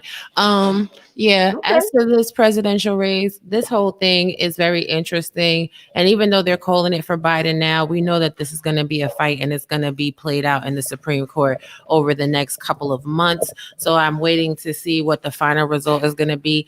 Donald Trump been tweeting and acting a donkey all day, so he's going to be cursing people out until his head pop off. But God bless the union. I do hope though that they give us that $2,000 a month in backdated because I could use a whole new core. No, I'm just playing. But Man, the math hear on you. that, I they hear you. cannot afford that. We Why appreciate even you, Robbie. promise that? That to me pissed me off with Biden because that's a lie. Because you can't do it. You ain't got it. Yeah. Y'all know how much money that would be? That's ridiculous. Yeah, I know. But we definitely appreciate you, Robbie, for coming through and showing love. Right. Thanks, Robbie.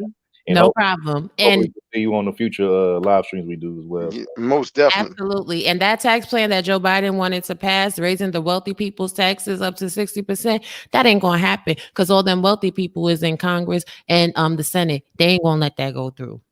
Right. That part. Yeah, he out of his damn mind with that shit. I was like, hell nah, he tripping. But thank y'all, and I definitely will see y'all again. Absolutely. Peace, sis. All Peace, right, sis. appreciate you. You have a good Peace. night. Have a good You too. weekend. You too. All right, Bye-bye. all right, She, you up next, bro. What you got to say, man? Final thoughts. Appreciate it for letting me come up. I actually been joining on, been listening to guys more and more. Most of the time I be in the cloud because I be driving, but if I get a chance to come up, I'll do it. And like I say, I donate it to the cause because that's my thing. If I support my interests, anytime I come to a channel, I like what I'm hearing, I go ahead and drop some in the pot. And pretty much like I always say on panels, that men and women need to come together, get understanding, know what we're dealing with, and try to work things out. And that's my final thought. Appreciate you, brother. And he's right. Right. We Absolutely. got Brandon or third. I'll go Yeah, last out of all y'all. Yeah, Okay. salute to everybody coming through, man. Like we said, man, we ain't gonna stop now. We still gonna continue doing shows, man. We here. We just gotta come up with a name. We will soon. Salute to Right. everybody. I'm out. Chaos, you late, brother. You're late. Too late, bro. You're too Chaos, late. what is Come happening? on, Chaos, Chaos, rain bro. in the building, Yeah. Chaos, man. you do Come this on, all the man. Let me time. drop the link You for my have to nigga, hit. man. I'm finna drop the link for my nigga, man. No, Hey, listen, hey, you know it's hey, a cutoff at least 20 yeah. minutes before the stream end. Chaos only do that when we say the stream about to end, and then he say drop the link. CP You time, always, bro. Too late. you always show up to the party Exactly. late, man. You always show And up you to the know party what? We're late. doing this, Chaos, because we care. We want you to learn to be on time next time. Yeah, bro. We've been on here for a little bit, bro. You missed a lot of Everybody's gonna go home. Ain't nobody like no. Khadijah and Taylor love your voice, my nigga. They love your voice, dog. They love you, Chaos. Yeah, but she thirsting for you. She wants you to turn on that camera, bro. She want to see if you still walking around the loop somewhere. y'all ain't shit, boy. Y'all ain't shit. Let me tell y'all. But let me say this. Once again, shout out to everybody that came through. All the familiar faces that we normally see. We appreciate y'all for coming through, showing love as always. We be doing for y'all. You know what I'm saying? Y'all definitely give us the motivation. You know what I'm saying? The energy to come up here and talk certain things. Speak on certain topics or whatnot. We appreciate y'all. We just ask that y'all be patient with us to still continue to move forward with us. And once again, it's nothing personal against what I'm saying, Duke. Shout out to Duke, you know what I'm saying? It's just, we felt like again, we had to go our own separate way because, there were some things that couldn't be worked out behind the scenes that we tried to work out, and people just want to see an eye to eye on certain things. And again, from us, it's all about loyalty and principle. And once that is broken or gone astray, it's kind of hard to kind of amend that or fix that. And again, like I said, it's no beef, no issues. I wish him nothing but the best. We wish him nothing but the best. You know what I'm saying? But we got to go our own way now and do our own thing, and that's what we plan on doing. And to everybody that's watching us right now, we appreciate y'all for sticking with us, and hopefully we'll see y'all over there on a new channel once we getting everything figured out. We still ironing and kinking out the details behind the scenes, but we'll definitely keep you posted and let you know what's going on. But once again, we appreciate everybody that's stuck by us, and we just ask that y'all continue to keep being patient with us and keep supporting us and showing us love. And once again, we appreciate y'all. Hey, real quick, can you highlight Joe W's comment? He said, "What about this name? 1/3 quarter talk." Oh yeah, I mean, I highlight Joe W. You ain't shit, bro. You ain't shit, man. But it's all right. It's cool though. All right, my bad, y'all. What's going on, JT? What's good, underrated? But you got it, Kenny, though, bro. Oh, salute JT, man. What's happening? No, I was gonna let Brandon go first, and then I'll go last. So it's my turn. Okay. So it's my turn. Okay, so just as a recap, I don't know what y'all was all talking about, but sports sounds very interesting and whatnot. But I was over here doing girly stuff. In terms of the King Von death situation, I really feel like that should be our wake up call. Just like I felt like a lot of other deaths in the Black community should have been our wake up call. And I remember having this conversation in my real life around 2014 before it just became so apparent. And I feel like that these last couple of years have just been putting it in Black people's face, calling us to be like, when are y'all gonna get it? When are you gonna wake up?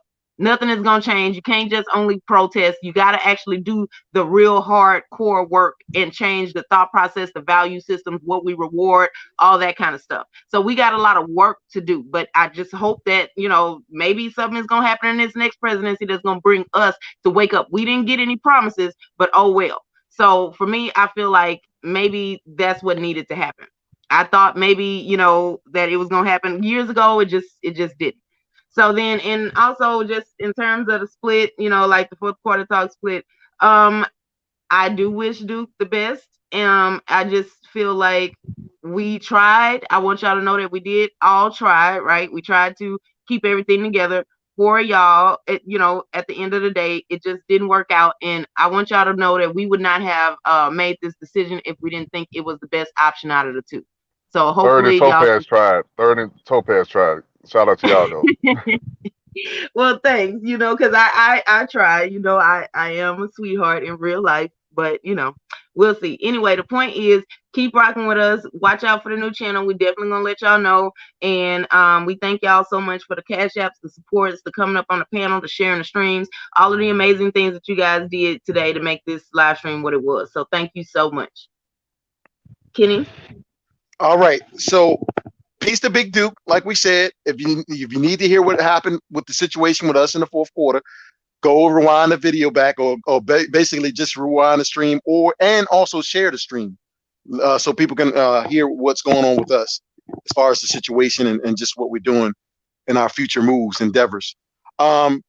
We truly do appreciate the people that come over and support us.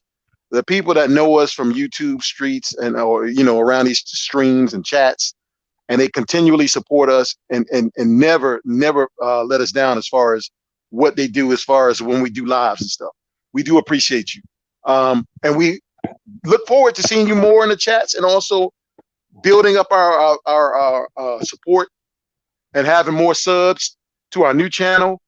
And we definitely look forward to people coming up on the panels and interacting and engaging in the conversations that we have, whether it be tech conversations, whether it be news, recent news, politics, relationships, mental health, all of these type of topics. We definitely want people to engage and interact with each other, men and women alike.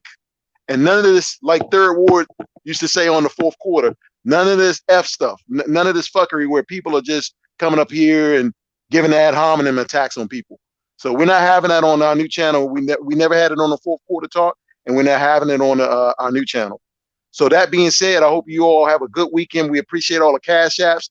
Thanks to Raw B, Privilege, and Cool Gent, and whoever else, Rallo, for sharing our streams. And definitely give it a thumbs up as you all leave, and definitely have a safe weekend. Peace out. That's it. All right. See y'all later. Peace. Blessings be with